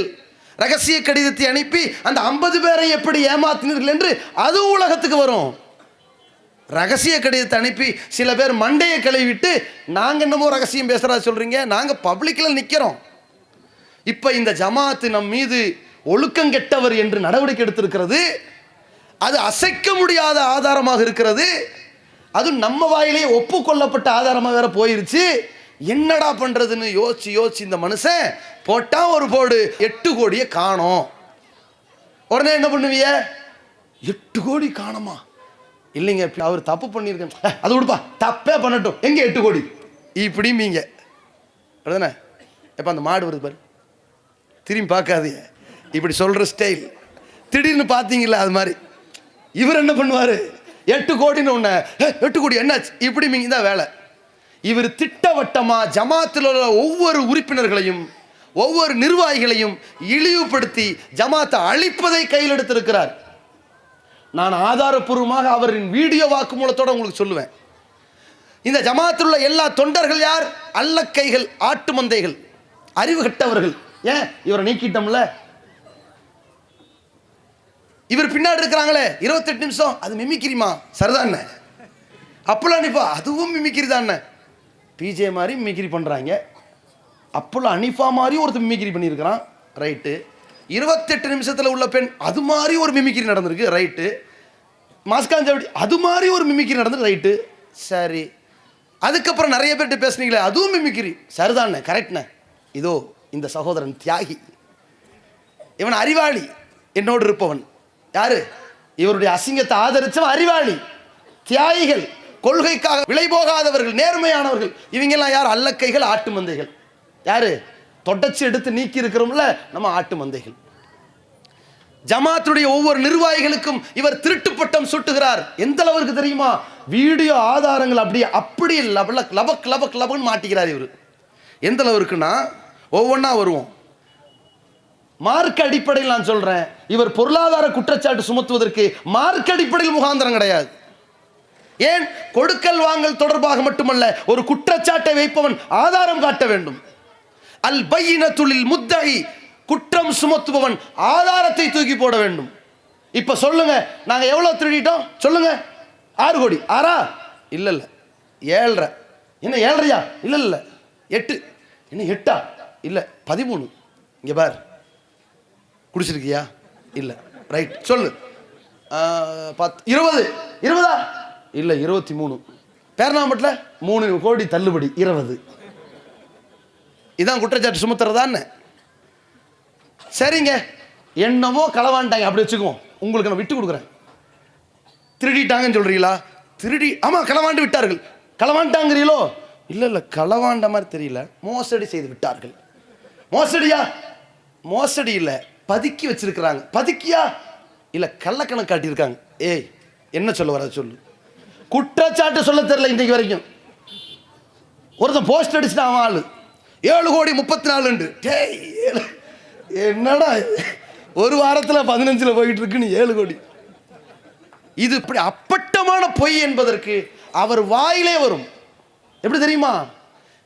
யார் அநியாயத்திற்கு துணை போகிறார்களோ அல்லாஹ் முதல்ல இங்கே தான் கை வைப்பான் அப்படின்னு அவர் தான் சொன்னார். அப்படி போயிருச்சு, கை வச்சுட்டான், அல்லாஹ் போயிட்டார். எந்த அளவுக்கு தெரியுமா? அவர் பேசுகிறார், நான் பொதுக்குழுவில் வாசிக்கப்பட்டதையெல்லாம் நான் வார்த்தைக்கு வார்த்தை கணக்கெடுத்தேன்னு வைங்க, பல கோடி ஆகும். உதாரணத்திற்கு சாதிக் அவர்கள் 9 கோடி என்று தவறுதலாக சொல்கிறார். அது 9 லட்சம் தான், அது 9 கோடி என்று தவறுதலாக சொல்கிறார். அதையெல்லாம் நான் கணக்கில் எடுத்தேன்னா கீழ்த்தரமா போயிடும் அப்படின்னு ஒரு லைவ்ல பேசிட்டார் மன் கி பாத்ல. அதுக்கு இன்னும் சொல்றேன், சில கணக்குல மிஸ்டேக் எல்லாம் பண்ணுவாங்க, அதெல்லாம் பிடிச்சோம்னா அது நம்ம கீழ்த்தரமா போயிடும். அதெல்லாம் பிடிச்சோம்னா அது நம்ம கீழ்த்தரமா போயிடும். அதெல்லாம் பிடிச்சோம்னா அது நம்ம கீழ்த்தரமா போயிடும். 9 கோடி ரூபாய் ஜக்காத்து இருப்புன்னு காட்டுறாரு, வாசிக்கிறாரு. 9 கோடி இல்ல, அவர் 9 லட்சம் 9 கோடிங்கிறாரு. அதெல்லாம் ஒரு மன் கி பாத்ல என்ன பண்ணாரு? சகோதரர்களே, ஜக்காத்து காசுல 8 கோடியை காணோம். சாதிக்கு பேசி இருக்கிறார், 8 கோடியை காணோம். ஆக ஏற்கனவே உள்ள அது 12, இது ஒரு 8, ஆக மொத்தம் 20. இப்பதான் கண்டுபிடிச்சிருக்கிறேன். என்னடா 20ன்னு கேட்க கூடாது, இப்ப கண்டுபிடிச்சது கஷ்டப்பட்டு அப்படிங்கிறாரு. எப்படி வாய்ச்சாங்கன்னு கேட்டா, ஜக்காத்து முன் இருப்பு 9 கோடி 54, 9.5 கோடி 9.5 கோடி ரூபாய் ஜக்காத்து முன் இருப்பு. இந்த ஆண்டு ஜக்காத்து வரவு 1 கோடியே 21 லட்சம், 21 லட்சத்தி 85,000, 22 லட்சம் வச்சுக்கிறங்க. ஆக மொத்தம் 10 கோடியே 77 லட்சம் ரூபாய். அந்த சாதிக்கு வாய்ச்ச கணக்குல விநியோகம் எவ்வளவு பண்ணிருக்காங்க? 2 கோடியே 15 லட்சம் பண்ணிருக்காங்க. மீதி எவ்வளவு இருக்குன்னு 8 கோடி இருக்கணும். மீதி 1 கோடி 98 லட்சம் காய்ச்சி இருக்கிறீங்க. 8 கோடியில காட்டியிருக்கேன்னு அப்பனா இன்னொரு 6 கோடியை காணவில்லை. ஏற்கனவே நான் 13 சொன்னேன், கூட்டிட்டு இருக்க கூடாது, இப்பதான் கண்டுபிடிச்சிருக்கு. ஏற்கனவே நான் 13 சொன்னேன், கூட்டிட்டு இருக்க கூடாது, இப்பதான் கண்டுபிடிச்சிருக்கு. ஏற்கனவே நான் 13 சொன்னேன், கூட்டிட்டு இருக்க கூடாது, இப்பதான் கண்டுபிடிச்சிருக்கு. அது ஒரு 6 அப்படின்னு சொல்லிட்டு எல்லாத்தையும் சேர்த்தா என்ன ஆகுது? 13, 19, 34, 20 கோடி ஏறக்குறைய. இதத்தான் 3 வாரத்துக்கு முன்னாடி இவர் சொல்றாரு. சாதிக்கு ஒரு சில தொகையை 9 கோடின்னு பை மிஸ்டேக்ல சொல்லிட்டாரு, அதையெல்லாம் நான் பிடிச்சா கீழ்த்தரமாயிரும்னு சொன்னவர் இப்ப அதை கணக்குல சேர்த்திருக்காரு. 20 கோடியில 10 கோடி அவுட்டா? அவர் கீழ்த்தரமா சொன்ன குற்றச்சாட்டு இது. இன்னொன்னு 8, 6ன்னு ஓடிக்கிட்டு இருக்கு. அது என்ன பிரச்சனைன்னு கேட்டா, ஜமாத்து சொன்னது ஏற்கனவே ஜமாத்தின் பெயரில் வாங்கி போட்ட சொத்துங்க. அது முதியோர் இல்லத்துக்கு வாங்கின சொத்து இருக்குது, இஸ்லாமிய கல்லூரிக்கு கட்டிய சொத்து இருக்கிறது அப்படின்னு உடனே குண்டை தூக்கி போட்டார். இஸ்லாமிய கல்லூரிக்கு சிறுவர்ல காசு எடுத்து கட்டினீங்களா? ஐயோ எனக்கு தெரியாது. இவர் தலைமைக்கு பக்கத்துல முதியோர்ல காசு எடுத்து கட்டடம் வாங்கினீர்களா? ஐயோ எனக்கு தெரியாது. இவர் அப்ப சிறுவர் இல்லம் தந்த பணத்தை மதரசா கட்டணுங்கிற ஒரு முடிவு எடுத்ததே ஒரு மடமை, ஒரு அநீதி, ஒரு பாவம், ஒரு தப்பு என்று நான் கண்டிச்சவனே தவிர நானா ஒதுக்குனேன்? ஓப்பனா என்ன செய்யணும் மக்கள்கிட்ட? இது சிறுவர் இல்ல பணத்தில் கட்டிட்டோம், இது சிறுவர் இல்லத்தின் சொத்து தான், எங்க மூத்த ஹயாத்துக்கு பிறகு வேற நிர்வாகம் வந்தாலும் இதனுடைய வருமானம் சிறுவர் இல்லத்தை சேர்ந்தது என்பதை நீங்கள் வெளிப்படையாக மக்களுக்கு பொதுக்குழுவிலாவது அறிவித்தீர்களா? நீங்க இதுக்கு என்ன எப்படி நீங்க பலிகடாக்குவீங்க? நானா கொடுத்தேன் சொன்னீங்கல்ல. இதெல்லாம் யார் காலத்தில் நடக்குது? இன்னொருத்தர் பாலியல் குற்றத்தில் நீக்கப்பட்டாரு, அவர் காலத்தில் நடக்குது. அவர்கிட்ட ஒருத்தன் ஃபோன் பண்ணி கேட்டான், ஏங்க அவருக்கு தெரியாம தான் நீங்க பக்கத்தில் இருக்கிற கட்டடம் இந்த சிறுவர் இல்ல கட்டடம், இந்த சிறுவர் இல்லத்தினுடைய பணத்தை எடுத்து இஸ்லாமிய கல்லூரிக்கெல்லாம் கட்டினீங்களான்னு அவர் எல்லாத்தையும் போட்டு உடைச்சிட்டார். ஏங்க அதெல்லாம் கிடையாதுங்க, காசே அவர்கிட்ட தாங்க இருந்துச்சு, தெரியாம நாங்க வாங்குவோம், அவர்கிட்ட கேட்காம எதுவும் நடக்காதுங்க, புழுகிறாருன்றாரு. நான் சத்தம் போட்ட எல்லாரும் நீங்க அப்படி எப்படி விட்டீங்க அப்படின்னு சொல்லி கேட்டு எல்லாரும் அமைதியா இருந்தாங்க. நான் தான் சொன்னேன், அது சிறுவர் இல்லத்தினுடைய ப்ராப்பர்ட்டியா பதிவு செஞ்சுட்டு நீங்க வாடகை எடுக்குன்னு சொல்லிட்டு நான் வந்ததுக்கு அப்புறம் சொன்னேன். அது 90% பில்டிங் முடிஞ்ச பின்னாடி கடைசி 10% வரும்போது தான் நான் சொன்னேன் அப்படிங்கிறாரு. அதான் கேக்குறேன். அப்பம்னா நம்ம முதல்ல தீர்மானமே அப்படித்தானே, அதுல இருந்து வரக்கூடிய வருமானத்தை இதுக்கு பயன்படுத்திக்கணும். சரி சரி. அதுல இருந்து வாடகை எடுத்து அதுக்கு பயன்படுத்தணும் ஒரு பிளான்ல தான் அது கட்டப்படுது. சரி சரி. இப்போ இதே பிளான்ல தானே அவர் முதல்ல முடிவு பண்ணிட்டு போனது. முதல்ல அந்த முதியோர் இல்லத்துக்கு ஆபீஸ்க்கு பக்கத்துல ஒரு பிளான், ஒரு பில்டிங் வாங்கணும்ல. முதல்ல அந்த முதியோர் இல்லத்துக்கு ஆபீஸ்க்கு பக்கத்துல ஒரு பிளான், ஒரு பில்டிங் வாங்கணும்ல. முதல்ல அந்த முதியோர் இல்லத்துக்கு ஆபீஸ்க்கு பக்கத்துல ஒரு பிளான், ஒரு பில்டிங் வாங்கணும்ல. அதே சேம் சிஸ்டத்துல இதையும் வாங்குறோம். அதே சேம் சிஸ்டத்துல இதையும் வாங்குறோம். அதே சேம் சிஸ்டத்துல இதையும் வாங்குறோம். சரி, இப்போ என்ன செய்யணும்? இப்போ போன தலைவரும் அப்போ போன தலைவரும் முபாகலா பண்ணிட்டு வாங்க, ஒரு முடிவில் வாங்க. தெரிஞ்சு செஞ்சீங்களா தெரியாமல் செஞ்சீங்களா? நாங்கள் நிர்வாகி இல்லை பாபா. இதான் ஃபஸ்ட்டு. இதான் இந்த 10 கோடிக்கு பிரச்சனை. 20 அவுட்டா? இவர் எவ்வளவு ரொம்ப காழ்ப்புணர்ச்சியில் இருக்கிறாருங்கிறதுக்கு இன்னொரு செய்தியை பாருங்க. என்னன்னா, கஜா புயல்ல கடுமையான பாதிப்பு. தமிழகத்தினுடைய 8 மாவட்டம் அழிஞ்சு போச்சு. அதற்கான பாதிப்புக்காக மக்கள் சிரமப்பட்டு எல்லா மாவட்டமும் பொருளாகவும் பணமாகவும் உதவி செஞ்சுக்கிட்டு இருக்கும்போது இவர் அதை குறை சொல்லி கிண்டல் அடிச்சு கேலி செஞ்சு ஒரு மன் கி பாத்தில் பேசுறார். என்ன சொல்றாரு தெரியுமா? சகோதரர்களே, கோவை வடக்கு மாவட்டத்தில் உணர்வுல வெளியிட்டோம்ல கணக்கு வாசிக்கிறாராம். அது வீடியோவில் வரும் பாருங்க. கோவை வடக்கு மாவட்டத்தில் 49,000 ரூபா பணமா, 28 லட்சம் ரூபா பொருளாம். என்னடா பொருள் வாங்கினீங்க, பொருள் எப்படி மதிப்பிட்டீர்கள் அப்படின்னு சொல்லி கடுமையாக கேட்கிறாரு. அது 28 லட்சம் இல்லை, 2,80,000. மொத்தம் கோவை இல்லை, கோவை வடக்கு. கோவை மாநகரம் இருக்கு, கோவை தெற்கு இருக்குது, கோவை வடக்கு. 2,80,000ங்க. இவர் வாசிக்கிறார். 28 லட்சம் பொருள் எப்படி கணக்கிட்டீர்கள்? கொந்தளிக்கிறாரு. நம்மளை திட்டாகலாம். 28 லட்சத்துக்கு எப்படி பொருள் வந்துச்சுன்னு கேட்கிறாரு. பக்கத்தில் ஒருத்தன் சுட்டி பாட்டுருக்கான். ஐயோ சரியா படியா. பக்கத்தில் ஒரு ஆள் அந்த அர்த்தத்தில் சுட்டி காட்டுறாரு. அது 28 லட்சம் இல்லை, 2,80,000. அப்படியா? 28 லட்சம் தாங்க. மீண்டும் தப்பா படிக்கிறாருங்க. இவங்க என்ன பண்ணிருக்காங்கன்னு தெரியுமா? ஒவ்வொரு இடத்துலையுமே, அதாவது இப்ப உதாரணமா எடுத்துட்டா கோயம்புத்தூர்ல 49,975 ரூபா பணமாக வந்தது கணக்கு வெளியிட்டு இருக்கிறாங்க. 50,000 ரூபாய் தான் காசா கொடுத்துருக்காங்க கோயம்புத்தூர்ல. பொருளாக வந்தது எவ்வளவுன்னா 28 லட்சம். அட 28 லட்சத்துக்கு பொருள் என்ன பொருள் வந்துச்சு? என்னென்ன பொருள் யாரு விலை போட்டா? அப்ப 50,000 ரூபாய் கொடுத்த ஊருக்கு வந்து 28 லட்சம் ஆயிடுது. அப்ப பார்க்கும் என்ன செய்யும் தொகை அப்படின்னு வரும். இந்த பொருள் என்ன பொருள்? 28 லட்சம் வருது. 28 லட்சம் வருது. அப்ப 28 லட்சம் ரூபாய், 28 லட்சம் ரூபாய்க்கு என்னப்பா வந்து பொருள்? சரி, ஒரு வாட்டி படிச்சா அது தப்பு, மனுஷனுக்கு வரும் பை மிஸ்டேக். அதே போல கரூர் மாவட்டத்தில் என்ன 49,000 ரூபாய் பணமா கொடுத்தாங்களாம், 20 லட்சம் ரூபாய் பொருளா கொடுத்தாங்களாம் கரூர் மாவட்டத்தில். அதாவது என்னன்னா பெருசா காட்டணுமா, கரூர் மாவட்டத்தில் 20 லட்சம் ரூபாய்க்கு பொருள். என்ன பொருள்? அரிசி எவ்வளவு, பருப்பு எவ்வளவு, போர்வை எவ்வளவு, எத்தனை, அது என்ன ரூபாயில வந்தது, யார் மதிப்பு போட்டா, எதுக்கு இந்த மாதிரி பந்தாவும் போய் சொல்லி தெரியுறீங்க? அதே போன்று சிவகங்கை மாவட்டத்தில் 31 லட்சம், அவன் 3,10,000 ரூபாய் போட்டிருக்கான். அதுல ஒரு ஜீரோ கூடிருச்சு. அதே போல சேலம் மாவட்டத்தில் 16 லட்சம், அவன் 1,60,000 ரூபாய் போட்டிருக்கான். அரியலூரில் இப்படித்தான். அது மாதிரி இன்னும் சொல்ல போனா சேலத்துக்கு போனீங்கன்னா 52,000 ரூபாய் வந்திருக்குது. 16 லட்சத்து ரூபாய்க்கு வந்து என்ன இருக்குது, இது பொருளா வந்திருக்குன்னு போடுறாங்க. திண்டுக்கல்லையும் அது மாதிரி பொருள் 15 லட்சம், எல்லாம் 31 லட்சத்துக்கு பொருள் சிவகங்கையில். இப்படி அந்த வெளியிட்டிருக்காங்க. எல்லாத்துலேயுமே இப்போ ஜீரோ கூடிருச்சுண்டா. இப்போ அவங்க செஞ்ச கஜா புயல் நிவாரண நிதி எவ்வளோ சொல்லியிருக்காங்க? 8 லட்சமா? அப்போ 80,000 அர்த்தம். ஏன் அவங்க பாருங்க ஒரு ஜீரோ கூட்டி தான் போடுவாங்க. இப்போ ஏன் அவர் அப்படி? அப்போ இந்த பெருந்தலைவர்கிட்ட 10,000 கொடுத்தீங்கன்னா 1 லட்சம் ரூபா திருப்பி தருவார். ஏன் அவர் இனிமேல் ஜீரோ கூடி போகிற நோய் அவருக்கு இருக்கு. இப்போ இது மட்டும் இல்லை, ரசூல்லா சொன்னார்கள், அல் பையினத்துலில் முத்தாயி, குற்றம் சுமத்துபவன் ஆதாரத்தை சமர்ப்பிக்க வேண்டும். உங்களால் ஆதாரம் காட்ட முடியல, ஒல் யமீனு அலா மன் அன்கர, எவன் அதை மறுக்கிறானோ அவன் சத்தியம் பண்ணணும். இப்ப எங்க மேல என்ன சொன்னாரு? ஏதோ களவான்ட்டாங்கன்னாரு, அப்புறம் மோசடினாரு, அப்புறம் கள்ளக்கணக்குன்னாரு, 6, 8, 10, 20 மாத்தி மாத்தி வளர்றாரு. இருந்தாலும் அவரால் துல்லியமா சொல்ல முடியல, சந்தேகம் வந்துருச்சு. எங்க மேல என்ன கடமைங்க? சத்தியம் பண்ணணும். இதான் ஹதீஸ். எங்களுக்கு நபிகளார் சொன்ன வழிமுறை தான், சத்தியம் பண்ணணும். மாநில நிர்வாகிகள் சத்தியம் பண்ணார்கள், அல்லாஹ் மீது ஆணையாக நாங்கள் 5 பைசா கூட, 8 கோடி 8 ரூபாய் கூட, 8 பைசா கூட களவாங்கல, மோசடி செய்யல. அப்படி செய்திருந்தால் அல்லாஹ் எங்களை நாசமாக்கட்டும் சொன்னாங்க. சொன்ன உடனேயே நீங்க என்ன செஞ்சிருக்கணும்? அல்லாஹ் மீது ஆணையாக இவர்கள் மோசடி செய்து உண்மை, நான் பொய் சொல்லியிருந்தால் அல்லாஹ் என்ன நாசமா சொல்லணுமா இல்லையா? ஏன் சொல்ல முடியாம திணறீங்க? அப்ப அது பொய் தெரிஞ்சிருச்சா? அடுத்து என்ன? முபாகலா.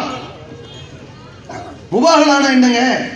சாப பிரமாணம் அல்லாஹ்ட்ட கேட்கிறது. எதற்காக இந்த முபாகலா? மேலப்பாளையத்தில் ஒரு கேள்வி வருகிறது. நீங்கள் பிஜே இடத்தில் முபாகலா செய்தால் என்னன்னு என்று கேட்டாங்க. நான் சொன்னேன், ஜமாத் முபாகலா செய்யாது. ஏன்? ஜமாத் நிர்வாகிகள் திட்டவட்டமாக சொல்லிவிட்டார்கள், இவர் முபாகலா செய்வதற்கு தகுதியற்ற ஆள். ஏன் தெரியுமா? இவர் மார்க்கத்தை கேடயமாக்கியவர், மார்க்கத்தை தன் சுய நலனுக்காக வளைப்பவர், மார்க்கத்தை பூசி மொழுகுபவர். ஒரு இடத்திலே 28 நிமிட ஆடியோ உண்மையா என்று கேட்ட பொழுது அது மிமிக்ரி என்றார். சத்தியம் செய்து மறுங்களே என்று சொல்லும் பொழுது சத்தியம் செய்து மறுப்பதற்கு கிரவுண்ட் இல்லை என்றார். 10 நிமிட ஆடியோ வெளிவருகிறது. பெண்ணின் குடும்பத்தார் போய் முறையிடுகிறார்கள். அப்பொழுது என்ன செய்கிறார்? அல்லாஹ் மீது ஆணையாக இது நான் பேசல, மிமிக்ரின்றார். சத்தியம் பண்றார். சத்தியம் பண்ணதுக்கு பிறகு ஜமாத் விசாரணை நடத்துகிறது, ஒப்புதல் வாக்குமூலம் கொடுக்கிறார். அப்ப பண்ண சத்தியம் பொய். ஒப்புதல் வாக்குமூலம் கொடுத்தது பிறகு 3 மாசம் கழிச்சு பேர்னாம்பட்டுக்கு வரார். இங்கே நம் சகோதரர் இறந்திருக்கிறார், மூத்த தௌஹீத்வாதி. அவர் இறந்ததற்காக வரும் நேரத்தில் விசாரிக்கிறார்கள், உங்க ஆடியோ உண்மையாண்டு. அல்லாஹ் மீது ஆணையாக பொய் என்கிறார். அதுவரை அவர் சொல்லிக் கொண்டிருந்த என்ன தெரியுமா? பெண் வீட்டார்ட்ட நான் சத்தியம் பண்ணுவேன், அவன் தான் சம்பந்தப்பட்டவன், ரோட்ல போற வரவன்ட்ட எல்லாம் சத்தியம் பண்ணக்கூடாதுன்றாரு. பேர்னாம்பட்டில் வந்து 2 சத்தியம் சிரிச்சுக்கிட்டே பண்ணியிருக்காரு. அதையும் சொன்னாங்க, சிரிச்சுட்டே பண்றாருங்கோ அவரு அப்படின்னு அந்த மக்கள் அதே ஸ்லாங்கில் சொன்னாங்க. நீங்க அந்த ஆடியோ பாருங்க. அண்ணா அண்ணா அண்ணா என்ன சொன்னா சத்தியம் பண்ணாரு, அல்லாவின் சத்தியமாக இதுக்கு எனக்கு சம்பந்தம் இல்ல, இது ஃபேக்கான விஷயம், பொய்யான விஷயம்.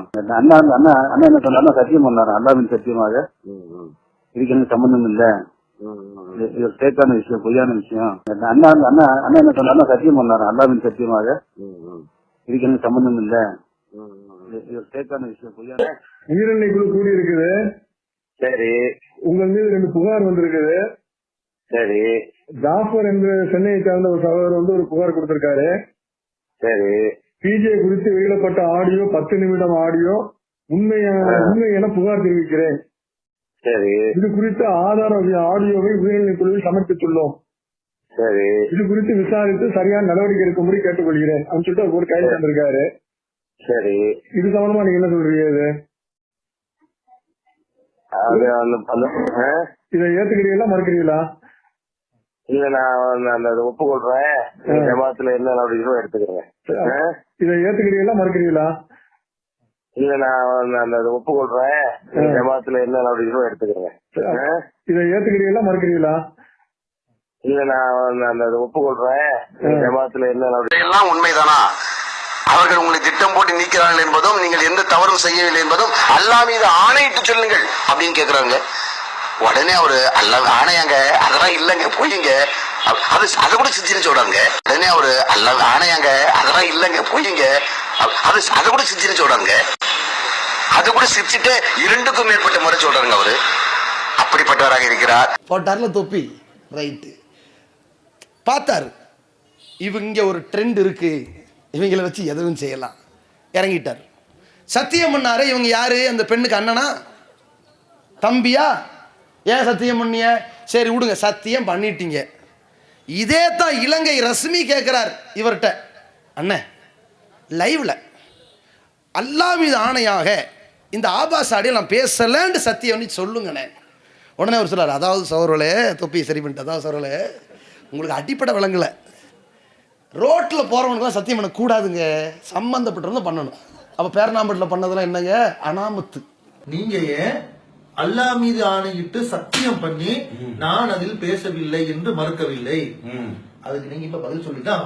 அடிப்படை என்னன்னு கேட்டா, ஒருவரிடத்தில் சத்தியம் கோருவதாக இருந்தால் சம்பந்தப்பட்டவர் வந்து உங்களுக்கும் எனக்கும் உள்ள ஒரு பிரச்சனை, அப்ப என்ன செய்யணும்? நீங்க மறுக்கிறீங்க, நான் ஏத்துக்கிறேன்னா சத்தியம் பண்ணணும். பாட்சியாக இல்லாத ஒருவர் வந்து சத்தியம் கோரக்கூடாது. அடிப்படை என்னன்னு கேட்டா, ஒருவரிடத்தில் சத்தியம் கோருவதாக இருந்தால் சம்பந்தப்பட்டவர் வந்து உங்களுக்கும் எனக்கும் உள்ள ஒரு பிரச்சனை, அப்ப என்ன செய்யணும்? நீங்க மறுக்கிறீங்க, நான் ஏத்துக்கிறேன்னா சத்தியம் பண்ணணும். பாட்சியாக இல்லாத ஒருவர் வந்து சத்தியம் கோரக்கூடாது. விசாரணை சம்பந்தப்பட்டவர்கள் கேட்டால் அது சத்தியம் செய்வது மார்க்கத்தில் இருக்கே தவிர அதற்கு தொடர்புள்ளாத பார்வையாளர்களுக்கு ஒவ்வொருத்தருக்கும் சத்தியம் செய்வது ரைட்டு.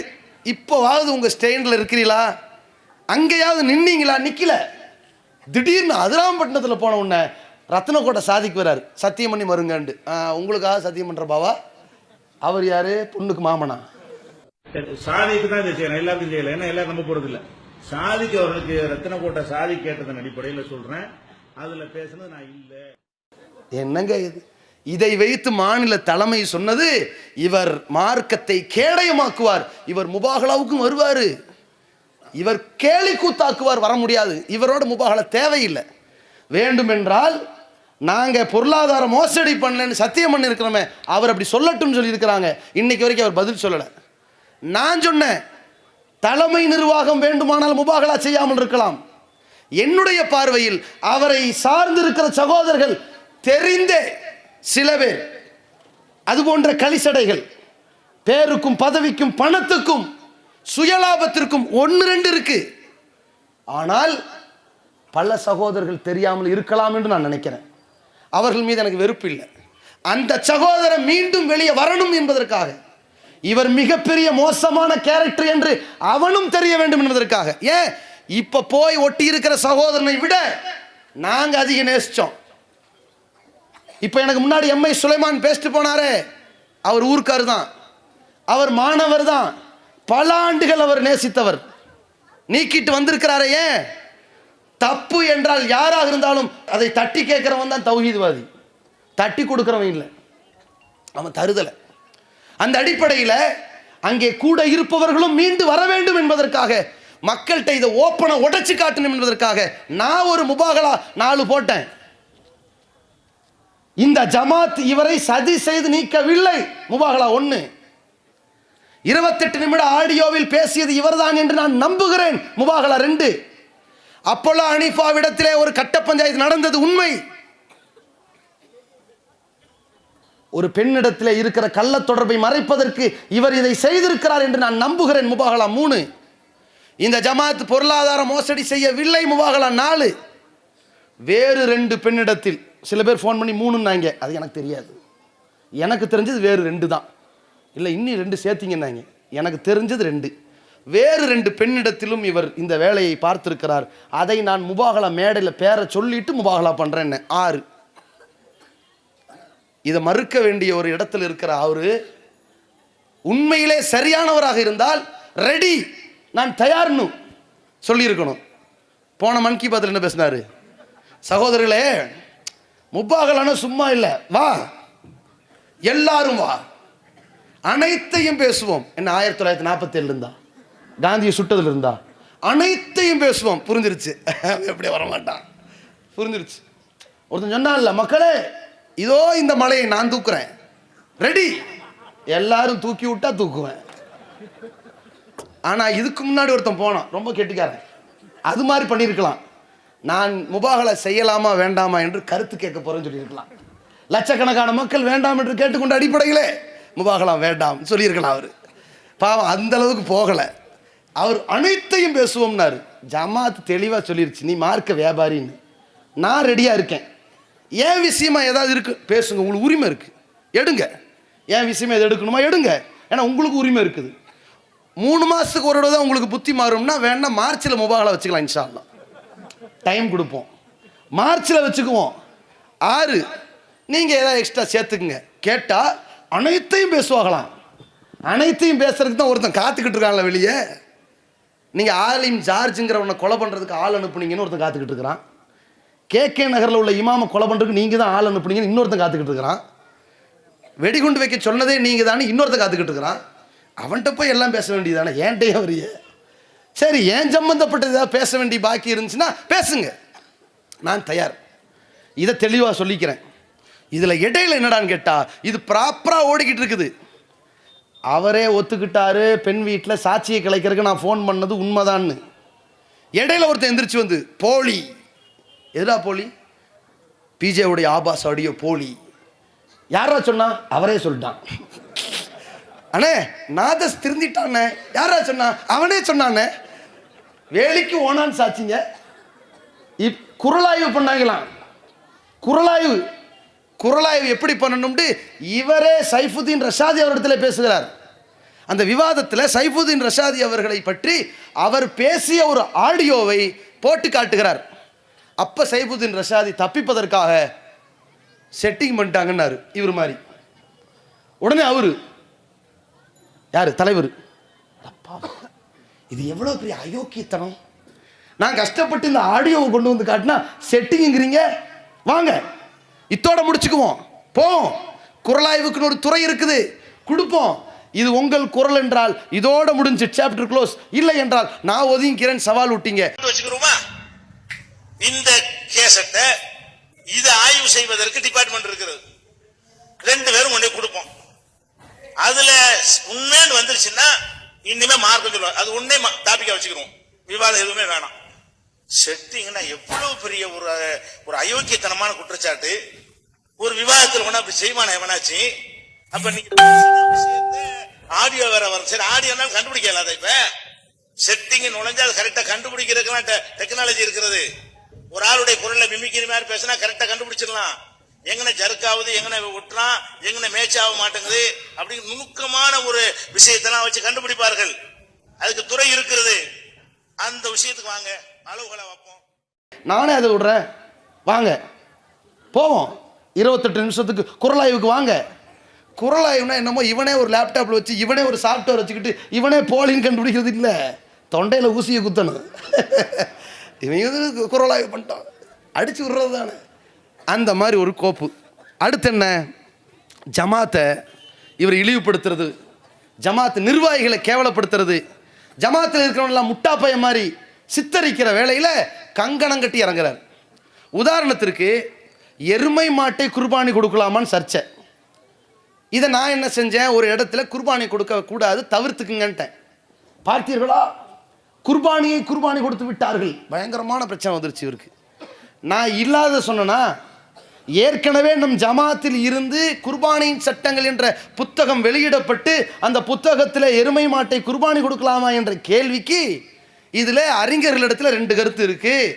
சில பேர் கொடுக்கலாங்கிறாங்க, சில பேர் வேண்டாங்கிறாங்க என்று இருக்கு.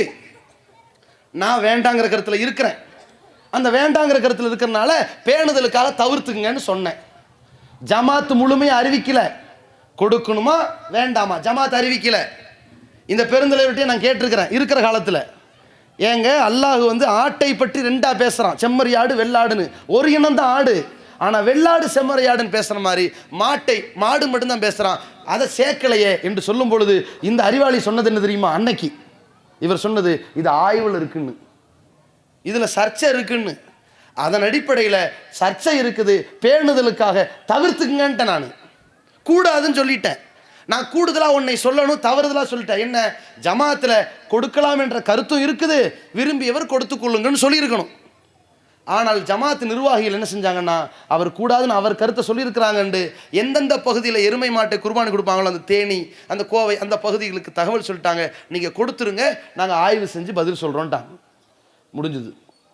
எருமை மாடு சம்மந்தமாக ஆய்வு செய்து அந்த ஆக்கங்களை பதிலாக முழுமையாக வெளியிட்டதை இவர் என்ன செய்கிறாரு, எருமை மாடை குர்பானி கொடுக்கலாம்னு ஃபத்வா கொடுத்துட்டாங்க. அதோட போக வேண்டியதானே, கிண்டல் பண்ணுறாங்களாம். எருமை சாதுவான பிராணி, குர்பானி கொடுக்கலாம் ஆய்வு. அப்போ சாதுவான பிராணின்ற முயலை கொடுக்கலாமா அப்படிங்கிறாரு. ஒரு பிராணியை குர்பானி கொடுக்கலாம்ங்கிறதுக்கு 10 வகையான அளவுகோலை எழுதுறாங்க, 10க்கும் மேற்பட்ட அளவுகோலை எழுதுறாங்க. பலதரப்பட்ட அளவுகோலை எழுதும் பொழுது அதில் சாதுவான கால்நடைங்கிற ஒரு வார்த்தை வந்திருக்கு. இப்போ நான் கேட்குறேன், சாதுவான கால்நடைங்கிற வார்த்தை வந்துச்சுல்ல, இதை மொழிபெயர்த்தது யாரு? திருமறை குரானில் எருமை மாடு சம்பந்தமாக இந்த ஆய்வை எடுத்து எழுதும் பொழுது அல்லாஹ்வுடைய திருவசனம் 22வது அத்தியாயம் 34வது வசனத்திலையும் 22வது அத்தியாயம் 28வது வசனத்திலையும் லி குல்லி உம்மத்தின் ஜஅல்னா மன்சக்கன் லி எதுகுரு ஸ்மல்லாஹி அலாமா ரஸகஹும் மின் பஹீமத்தில் அன்ஆம், சாதுவான கால்நடைகளை அவர்களுக்கு நாம் வழங்கி இருக்கிறோம், அதை ஒரு கிரியை ஆக்கி இருக்கிறோம், ஒவ்வொரு சமுதாயத்திற்கும் அல்லாஹ்வின் பெயர் சொல்லி அறுப்பதற்கு கொடுத்திருக்கிறோம் என்று சாதுவான கால்நடைன்னு மொழிபெயர்த்தது நீங்க. அப்ப முயலை கொடுக்கலாமா, வாத்து கொடுக்கலாமா, இப்படி பேசலாமா? சாதுவான கால்நடைன்னு மொழிபெயர்த்து நீங்க தானுங்க. பல காரணங்களை சொல்றோம், பல காரணங்களில் ஒன்றை எழுதுறோம். ஏன் நீங்க ஆய்வு செய்யும்போது சொன்னதே இல்லையா? தமிழகத்தை தத்தமது பகுதியாக பிறை என்று அறிவிக்க வேண்டும். என்ன காரணம்? இது ஒரு அரசு காரணம். இது ஒரு மொழி காரணம், இது நம்முடைய பயண போக்குவரத்து பகுதி காரணம் சொன்னீங்கல்ல. இதை சிலர் கிண்டல் அடித்தார்கள்.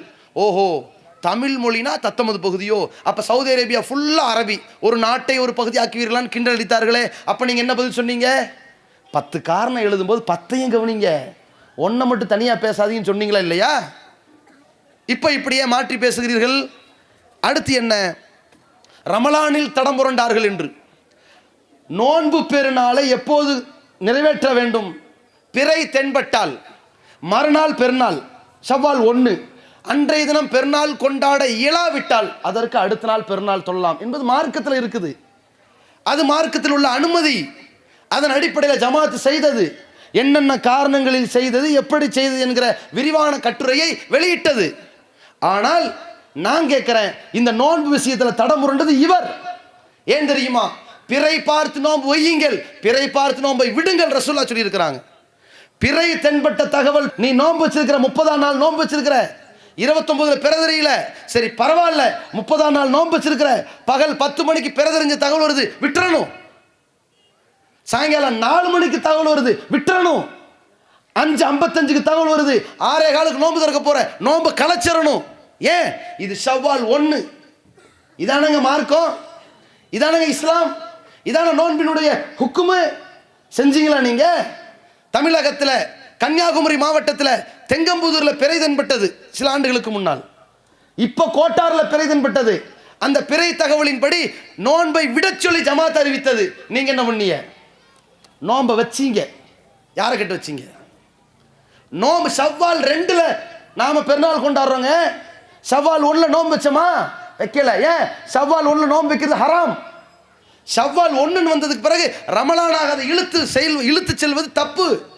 நீங்க ரமலானாகவே இழுத்தீங்களே, ஏன் அதை நோன்பு வச்சீங்க? அதை சொல்லுங்க முதல்ல. தடம் புரண்டது நீங்களா நாங்களா? அடுத்து பெருநாள் தொழுகை சுன்னத் என்று சொல்லிவிட்டார் ரஹமத்துல்லா நம்மளை. நான் பெருநாள் தொழுகை சுன்னத்துன்னு சொல்லிட்டேனா, இதற்கு பதிலே சொல்ல மாட்டேனா? நீங்க பதிலே கேட்க மாட்டீங்க, நான் என்ன பண்றது? நான் பல ஊர்களில் சொல்லி இருக்கிறேன். நான் உங்கள்கிட்ட திருப்பி கேட்கிறேன், பெருநாள் தொழுகை ஃபர்ல் என்று உங்க 30 ஆண்டுகால வரலாறுல எடுத்துக்காட்டுக ஆதாரத்தை எங்க சொல்லியிருக்கீங்க? நீங்க சொல்லலையே. தமிழ்நாடு தௌஹீத் ஜமாஅத்தினுடைய புத்தகம் சார்பாக நபி வழியில் தொழுகை சட்டம்ங்கிற புத்தகம் வெளியிட்டோம். அதுல கூட பெருநாள் தொழுகை ஃபர்ல்னு சொல்லல, சிறப்பு தொழுகைன்னு தான் சொல்லி இருக்கிறோம். நான் ஏன் அதை சுன்னத்துன்னு ஹதீஸ் ஆதாரங்களின்படித்தான் நான் சொன்னேன். எதன் அடிப்படையில்? நஜித் பகுதியிலிருந்து ஒருத்தர் வருகிறார், கிராமவாசி. அல்லாஹ்வின் தூதரே, இஸ்லாத்தின் கடமைகள் என்ன என்று கேட்கிறார். அல்லாஹ்வுடைய தூதர் சொன்னாங்க, ஹம்சு ஸலவாத்தின் ஃபில் யௌமி வல் லைலா, பகலிலும் இரவிலும் 5 வேளை தொழ வேண்டும் என்றார்கள். 5 வேளை ஃபர்லு. உடனே அவர் திருப்பி கேட்கிறார், ஹல் அலைய கைருஹா, அதற்கு தவிர வேற ஏதாவது இருக்கிறதா கேட்கிறார். உடனே ரசூலுல்லாஹ் சொல்றாங்க, லா இல்லா அன் தத்தவ்வா, நீ உபரியா செஞ்சா இருக்கு, ஃபர்ல் முடிஞ்சிருச்சுட்டாங்க. அப்ப இவர் சொன்னாரு, நான் இந்த ஃபர்லில் இருந்து கூட்ட மாட்டேன், குறைக்க மாட்டேன், இதை மட்டும் செய்வேன் அப்படின்ட்டு போயிட்டாரு. ரசூலுல்லாஹ் சொன்னாங்க, சொர்க்கவாசியை நீங்கள் பார்க்க நினைத்தால் இவரை பாருங்கன்னாங்க. இந்த ஹதீஸின்படி நான் சொன்னேன், பெருநாள் தொழுகை சுன்னத்தே முஅக்கதா, வலியுறுத்தப்பட்ட சுன்னா என்று சொல்றேன். நீங்க என்ன பண்றீங்க? பெருநாள் தொழுகை ஃபர்லுங்கிறீங்க. ஆதாரம் காட்டிருங்க.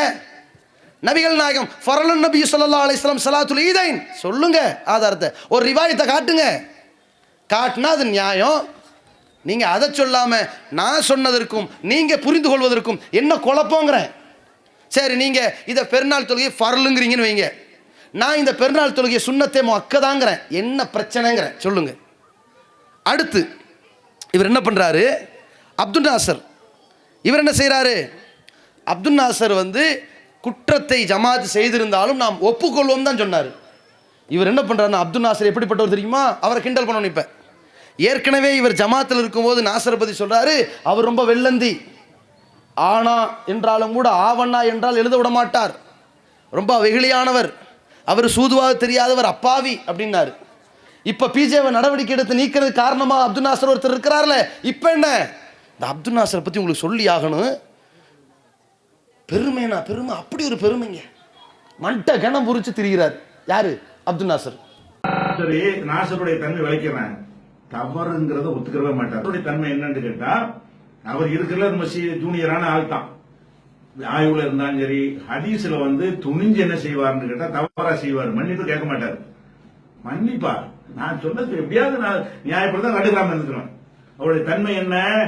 அவர் பச்சை தவறு, பயங்கர தவறு செஞ்சிருக்கிறாரு, பொய் சொல்லி இருக்கிறாரு, ஆய்வு செஞ்சுங்கிறாரு, நள்ளிரவு தூங்குனுங்கிறாரு, பல விஷயங்கள்ல போய் சொன்னாரு. அதை விட்டுருங்க. எப்படிப்பட்ட மண்டகம்னு பாருங்க. எவ்வளவுக்கு கர்வம் இந்த வயசுக்குள்ள ஆணவமா? சகோதரர் போட்டாங்க அந்த இல்மு கணத்தை காட்டுறாங்க. இந்த இல்மு கணம் அடிக்கடி சொல்லுவேன். அதுல கரகண்டவரா இருக்காரு இவரு. போன்ல வந்ததுன்னு சொல்றாரு. அதுக்கு என்ன சார் செட்டிங் பண்ண முடியும்னு சொல்லிட்டு அவர் அந்த ஒரு கருத்தை விதைச்சாரு. முதல்ல விளங்குன எங்களூர் மேலே எல்லாம் கூட அவருக்கு ஒரு சில கோவம் எம்மல கொஞ்சம் கம்மியா தான் இருந்தாலும் இருக்கலாம். நாசரை பொறுத்த வரைக்கும் அவருக்கு அது ரொம்ப அன்பான ஒரு ஆளு. எதையும் செட்டிங்லாம் அது மாதிரிலாம் அந்த சூதுவாது தெரியாத ஒன்னு ரெண்டு பேர் அவர் ஒரு ஆளு. சூதுவாது சில இருக்க சில அந்த இதெல்லாம் விளங்காது, வெளுத்ததெல்லாம் பால். அவர் ஹிக்குமத்து தெரியாத ஒரு ஆளு. நாசர் வந்து இந்த மாதிரி ஆனாவுக்கு பதில் ஆவணா போட்டா போன் போட்டு இப்படி செய்வீங்க அப்படின்னு கேட்பாரு. ஆனாவுக்கு பதில் ஆவணா போட்டு எப்படி இந்த மாதிரி நீங்க போட்டீங்க அப்படின்னு கேட்பாரு. நாசரை பொறுத்த வரைக்கும் வெளுத்ததெல்லாம் பால், சின்னம்மா அப்படி இருந்தா கூட செய்ய அப்படியான ஒரு தன்மை உள்ளவர் என்பது பொதுமக்களுக்கு தெரியாம, அதுதான் எங்களுக்கு தெரியும். நாசரை பற்றி, அவருடைய கேரக்டரை பத்தி அவர் போய் ஸ்கிரீன்ஷாட்லாம் உண்டாக்கி தயாரிச்சு யாரை பத்தின்னு பார்க்கணும்ல. நாசரை பொறுத்த வரைக்கும் அவருக்கு அது ரொம்ப அன்பான ஒரு ஆளு. எதையும் செட்டிங்லாம் அது மாதிரிலாம் அந்த சூதுவாது தெரியாத ஒன்னு ரெண்டு பேர் அவர் ஒரு ஆளு. சூதுவாது சில இருக்க சில அந்த இதெல்லாம் விளங்காது, வெளுத்ததெல்லாம் பால். அவர் ஹிக்குமத்து தெரியாத ஒரு ஆளு. ரெண்டையும் பேசினாரா இல்லையா? ஒருத்தனை பத்தி பேசலாம். போன மாசம் ஒருத்தனை நான் நல்லவன் இருப்பேன், இன்னைக்கு அவன் திருட்டு பையலா இருப்பான், அதை சொல்லலாம். அன்னைக்கு நல்லவன் இன்னைக்கு திருட்டு பையன் அப்படி சொல்லலாம். ஆனால் ஒருத்தரை பற்றிய ரெண்டு பண்புகளை கடந்த காலத்தில் உள்ளது மாதிரி பேசலாமா? ஒரு மேடையில் சொல்றேன், நான் 10 வருடம் அவரோட பழகி இருக்கிறேன், ரொம்ப நேர்மையானவர். இன்னொரு மேடையில் 10 வருஷம் அவரோட பழகி இருக்கிறேன், அயோக்கியர் சொல்லலாமா? அப்படி அதை பேசுறீங்க நீங்க, இழிவுபடுத்துறத நோக்கமா நினைக்கிறீங்க. அடுத்து என்னடான்னு கேட்டா, 4 மணிக்கு ஒருத்தன் இஸ்லாத்துக்கு வந்தா அவனுக்கு நோன்பு கடமையாயின்னு நான் சொன்னேன். சொன்ன உடனே பார்த்தீர்களா, அரைநாள் நோன்பு, 4 நாள் நோன்பு, கிண்டல் பண்ணீங்க, கேலி பண்ணீங்க. நீங்க ஆதாரங்களின்படி சொன்னால் சிந்திச்சிருந்த கேலி பண்ணியிருக்க மாட்டீங்க. நான் எதன் அடிப்படையில் சொல்றேன்? நபிகள் பெருமகனார் ஸல்லல்லாஹு அலைஹி வஸல்லம் அவர்களுக்கு ரமலான் நோன்பு கடமையாகுவதற்கு முன்னால் ஆஷுரா நோன்பு இருந்துச்சு. ஆஷுரா நோன்பு இருந்த நேரத்தில் ரசூலுல்லாஹி ஸல்லல்லாஹு அலைஹி வஸல்லம் மதீனாவுக்கு வந்த நேரத்தில் மக்களுக்கு அறிவிப்பு செய்ய சொல்றாங்க, ஒரு மனிதரை விட்டு. அஸ்தின் யௌம ஆஷுரா, ஆஷுரா நாளில் அறிவிப்பு செய்ய சொல்றாங்க, மன் கான அக்கல, இன்றைய தினத்தில் யார் சாப்பிட்டு இருக்கிறாரோ ஃபல் யுத்திம் பக்கியத்த யௌமிஹி, இந்த நாளில் சில மணி நேரம் இருக்கிறதே மீத மணி நேரங்களை நோன்பாளியா தொடரட்டும். அரை நாள் நோன்பு. நீ நபிகள் நாயத்தை இழிவுபடுத்துறீங்களா? ரசூல்லா சொல்றாங்க இத. இன்றைக்கு யார் நோன்பாளியாக இருக்கிறார்களோ அவர் என்ன செய்யட்டும், நோன்பாளியாகவே இருக்கட்டும். ஏன்? ஃபஇன்னல் யௌம யௌம ஆஷுரா, இந்த நாள் ஆஷுராவுடைய நாள். நாங்க அப்ப அது ஃபர்லா இருந்துச்சுங்க. அப்புறம் ரமலான் ஃபர்லான உடனே ஆஷுரா நோன்பு சுன்னத்தாயிருச்சு. அந்த அடிப்படையில் நான் சொன்னேன், ஒரு சட்டம் ஒருவருக்கு பாஸ் ஆகும் பொழுது அவர் இஸ்லாத்தை ஏற்றிருக்கிறார், நோன்பு மாசமா இருக்கிறது, பகல்ல இருக்கிறார், நோன்பு வைக்கலாங்கிறேன். இதை மாற்றுகிறது தெரிவிக்கிறார்கள் சிலர். யார் ஃபஜ்ருக்கு முன்னால் நியத்து செய்யவில்லையோ அவருக்கு நோன்பு இல்லை என்கிறார்கள். நான் சொல்றேன், அதிலிருந்து இஸ்லாத்தை ஏற்றவருக்கு விதி விலக்குங்கிறேன். இதை நான் புதுசாக கண்டுபிடிச்சா சொல்றேன். இது போன்று புரிந்தவர்கள் பலரும் இருக்கிறார்கள். சஹீஹ் முஸ்லிம் என்ற ஹதீஸ் நூலின் விரிவுரையாளராக இமாம் நவவியும் இதை சொல்கிறார். உங்களுக்கு வழிகேடுன்னு, இது வழிகேடா? இது இந்த ஹதீஸிலிருந்து நான் புரிந்து கொண்ட சட்டம். 3 நேரத்தில் தொழக்கூடாது. சூரியன் உதயம், சூரியன் உச்சி, சூரியன் மறைவு. ஃபர்லான தொழுகையை தொழலாம், விதிவிலக்கு இருக்கிறதுன்னு சொல்றீங்களா இல்லையா? அது மாதிரி நான் சொல்றேன், பொதுவாக ஒரு நோன்பு ஃபர்லான் நோன்பு வைப்பதா இருந்தால் ஃபஜ்ருக்கு முன்னால் நியத் இருக்கணும். திடீர்னு ஒருத்தர் இஸ்லாத்தை ஏற்றுக்கொண்டால் அன்றைய நாளில் அவருக்கு விதிவிலக்கு நான் சொல்றேன். இது என் கருத்து. இப்போ நான் இதை சொன்னதை அறிஞர் குழுவில் வச்சிருக்கிறேன். அவர்கள் ஆய்வு செய்து இல்லை இப்படியும் புரியலாம் என்று சொன்னார்களே, ஆனால் முடிஞ்சு போச்சு. இல்லை இப்படி புரிவதற்கு அறவே வாய்ப்பில்லைன்னு சொன்னால் நான் வாபஸ் வாங்கி போறேன். இதில் என்ன நடந்தது? இதில் நான் நடந்து கொண்ட விதத்திலும் நீங்கள் செய்த பாவத்திலும் என்ன? பெருநாள் தொழுக ஃபர்லா சுன்னத்தா, ஃபர்லா சுன்னத்தாங்கிறீங்களே, நீங்க பெருநாள் தொழுக போகலையே. ஏன்? சனிக்கிழமை உங்க குடும்பத்தை அனுப்பி வச்சீங்க பெருநாள் தொழுகிங்க, நீங்க ஏன் வரல திடலுக்கு? அதை சொன்னீங்களா? எதையும் செய்ய மாட்டேன், இருக்கிறவனெல்லாம் குறை சொல்லுவேன், இப்படி ஒரு ஜமாத் கேட்டா இதுக்கு விழிப்புணர்வு. அப்ப இது மாதிரியான விஷயங்கள்ல ஒன்னல்ல ரெண்டல்ல ஏராளமானது. நான் ஒரு இடத்துல காவல்துறை அதிகாரியை கண்டிச்சு பேசியிருந்தேன். பேசினவனை பார்த்தீர்களா? இவர் பந்தாவுக்கு பேசுவார். பேசிவிட்டு கேஸு கோர்ட்டு என்று பாஸ்போர்ட் முடக்கப்பட்டு விட்டது, அலைகிறார் அப்படின்னாரு. நான் அலைகிறேன், உங்களுக்கு என்னன்னு? நான் பேசல, நான் அலைகிறேன், உங்களுக்கு என்ன கவலைங்கிறேன். நீங்க கோழை ஆயிட்டீங்க, அரசனுக்கு அடிமை ஆயிட்டீங்க, அரசாங்கத்துக்கு பயந்து நடுங்கிட்டு இருக்கிறீங்க. எங்கடா நம்மளை பாலியல் குற்றத்தில் பிடிச்சி உள்ள போட்டுருவானுங்கிற பயம் உங்களுக்கு இருக்குது. எங்களுக்கு அந்த கவலை இல்லை. ஏன்? அல்லாஹ்வுடைய அருளால் இந்த அசிங்கத்திலிருந்து அல்லாஹ் எங்களை காப்பாற்றி இருக்கிறான். ஒழுக்கமிக்க சமுதாயத்தை உருவாக்கிக்கிட்டு இருக்கிறோம். நீங்க கேடுகட்ட செயலை செஞ்சிருக்கிறீங்க, நீங்க பயப்படுறீங்க. நான் ஏன் பயப்படணும்? இதுல இவருக்கு இதுவும் தெரியல. மதுரை கேஸ் தள்ளுபடி ஆகி போச்சு, அந்த சங்கு கேஸ். சரியா? நான் ஏன் கேஸ், ஏன் பாஸ்போர்ட் முடக்கப்பட்டது அதுக்கு இல்லை. கடந்த சில ஆண்டுகளுக்கு முன்னாள் மாநில பொதுச் செயலாளர் இருந்தாங்கல்ல யூசுப் அவர்கள், அவங்க துணை பொதுச் செயலாளர் இருக்கும்போது ஒரு வள்ளலார் நோட்டீஸ் விநியோகத்தில் அடிதடி ஏற்பட்டுச்சு. காவல்துறைக்கும் தடியடி பிரச்சனை வந்துச்சு. அப்போ அவர் மீது வழக்கு போட்டாங்க. யார் மேலே வழக்கு தெரியுமா? இயக்கத்தில் ஒரு பிரச்சனை என்றால் பொதுச் செயலாளர் மீது வழக்கு. நான் தான் பொதுச் செயலாளர். நான் ஓடியா போகணும்? யூசுப் அவர் வெளியே போயிட்டார், அவனுக்கு எனக்கு ஆவாது அப்படி நினைக்கணும். அவன் என் சகோதரன், நான் ஏன் அவரை இழக்கணும்? அவனும் இந்த சமுதாயத்தை சேர்ந்தவன். அவருக்கு அவர் பெயரால் வழக்கு என் மேலே வந்திருக்குது. இன்றைக்கும் அந்த வழக்கு நிலுவையில் இருக்குது. பாஸ்போர்ட் வரக்கு லேட் ஆகும், ஆவட்டுமே. 2-3 வருஷம் ஆகும், ஆவட்டுமே. என்னன்ற உயிர் வாழ முடியாதா? என்னடா இது? இது பேசுறாரு. நான் சென்னையில் பேசும்போது சொன்னேன், பாபர் மசூதி இடத்திலே நீங்கள் ஒரு செங்கலை கூட வைப்பதற்கு விட மாட்டோம்னு. முடியுமா உன்னால அப்படிங்கிறார் இவர். இவரே சில வருஷத்துக்கு முன்னாடி பேசியிருக்காரு, ராமர் கோயில் என்று பெயரால் நீங்கள் சிலையை வைத்தால் சிலையை தூக்கி வீசுவோம் சொன்னது இவர். இதே மாதிரி கேள்விப்பட்டீங்களா இல்லையா? சட்டை கழித்து வர மாதம் ஒண்டி கொண்டு வரையா நடக்குமா? சும்மா எல்லாத்தையும் நம்ம மக்கள் அப்படி இருக்காங்களா இல்லையா? அதாவது நடக்காத ஒன்றை உணர்ச்சி வசமா தூண்டி விட்டு பேசுறது, இது நம்ம ஜமாத்துக்கு அழகு இல்ல. அது சொன்னாரா இல்லையா? அது மாதிரி உள்ளதான் இது. சட்டையை கழித்து ஒண்டி கொண்டு வந்தா மாதவனார் நிப்பாரு, ஒரு மீதிக்கு தாங்குவாரு. போராட்டம் பண்ணுவோம்னு சொல்லு, மறியல் பண்ணுவோம்னு சொல்லு, கோர்ட்டுக்கு போவோம்னு சொல்லு, அது நடக்கும். அங்க போயிட்டு அயோத்தியில கட்டிட்டாங்க, செங்கலை கூட எடுக்க விட மாட்டோம். மண்ணடியில போன வர கூட்டத்தில் செங்கலை கூட எடுக்க விட மாட்டோம். எப்படி எடுக்க முடியுமா? நாங்க இந்த அயோத்தியில பாடம் கத்திருக்கிறோம். பள்ளிவாசம் மேட்ரு வந்தா நாங்க தான் கையில் எடுப்போம் சட்டத்தை. பள்ளிவாசம் மேட்ரு வந்தா நீ எந்த கொம்பனா இருந்தாலும் சரி, புடிச்ச அத்தனை கடை பள்ளிவாசம் அத்துமீறி வந்தால் அவனையும் தூக்கி எறிவோம். அதுல வைக்கப்பட்ட எந்த புண்ணிய சிலையா இருந்தாலும் தூக்கி எறிவோம். அதுக்கு பக்கபாலமா வர்ற எவ்வளவு பெரிய ராணுவத்தை கொண்டாந்து நிப்பாட்டினாலும் அந்த பாடத்தில் கத்திருக்கிற ஒரு அயோத்தியங்களுக்கு போதும். அன்னைக்கு வீரன், இன்னைக்கு கோழை. ராணுவமே வந்தாலும் வீசுவோம் சொன்னது இவரு. அன்னைக்கு வீரன், இன்னைக்கு கோழை. ஆனால் நாங்கள் சொல்லுகிறோம், அன்றைக்கும் சொன்னோம். எதிர் வருகிற மாநாடு இருக்கிறது, திருக்குரான் மனிதகுல வழிகாட்டி என்று சொல்வது எங்கள் இலக்கு. அதே நேரத்தில் இந்த சமுதாயம் இன்றைக்கு இந்தியாவிலே சந்தித்திருக்கிற பல கொடுமைகளிலே பாபர் பள்ளிவாசல் பிரச்சனையையும் ஒரு அடிப்படையான விதியாக வைத்து அந்த மாநாட்டில் எடுத்துரைப்போம். ராமர் கோயில் என்ற பெயரால் அநியாயமான முறையிலே அடக்குமுறை அடிப்படையிலே ஆக்கிரமித்து முஸ்லிம் சமுதாயத்தினுடைய ஆண்டாண்டு கால சொத்திலே நீங்கள் செங்கல் வைப்பதை ஒருபோதும் இந்த சமுதாயம் விட்டு கொடுக்காது என்று சூளுரைப்பதற்கு மாநாடு. அதுல நாங்க இறங்கி போக மாட்டோம். நீங்க கோழையா போங்க, இந்த சமுதாயம் வீரனாகத்தான் இருக்கும். நாங்க எப்படிப்பட்ட சமுதாயத்தை அல்லாஹ்வுடைய அருளால கொண்டு வந்துகிட்டு இருக்கிறோம். அல்லாஹ்வுடைய மிகப்பெரிய கிருபையால் இந்த சமுதாயத்தில் நாங்க கைது செய்யப்பட்டாலும் கூட எங்களின் அடுத்த தலைமுறை ரோட்டில் வந்து எங்களுக்காக போராடும் என்று உருவாக்கி இருக்கிறோம். அதே மாதிரி நான் இறுதியா ஒரே ஒரு விஷயம் சொல்லி முடிச்சுக்கிறேன். இந்த ஊர்ல தமிழ்நாடு தௌஹீத் ஜமாத் என்பது தனி அமைப்பு. இதுவரை ஒரு அமைப்போடு சேர்ந்திருந்தது அல் ஜமியத்து சலஃபியா. அந்த சகோதரர்கள் பிரிஞ்சுட்டாங்க, பிரச்சனை இல்லை. நிர்வாக அடிப்படையில் நீங்கள் பிரிஞ்சிருந்தா எங்களுக்கு உங்களுக்கு எந்த கசப்புணர்வு கிடையாது பாபா. ஏன்னா நிர்வாகம், நீங்கள் ஒரு தனி நிர்வாகம். ஜமாத்து திருமண விஷயத்தெல்லாம் கொஞ்சம் கெடுபிடி பண்ணும். ஆடம்பர திருமணம்லாம் விட்டு கொடுக்காது. அதெல்லாம் கொஞ்சம் கெடுபிடி பண்ணத்தான் செய்யும். உங்களுக்கு ஒத்து வரல ஒதுங்கிக்கலாம், தப்பு இல்லை. ஆனால் இந்த கேடுகட்டவரோட ஆதரிக்காதீங்க தயவுசெய்து. உங்களை நல்லெண்ணத்தோட சொல்கிறேன். ஏன் தெரியுமா?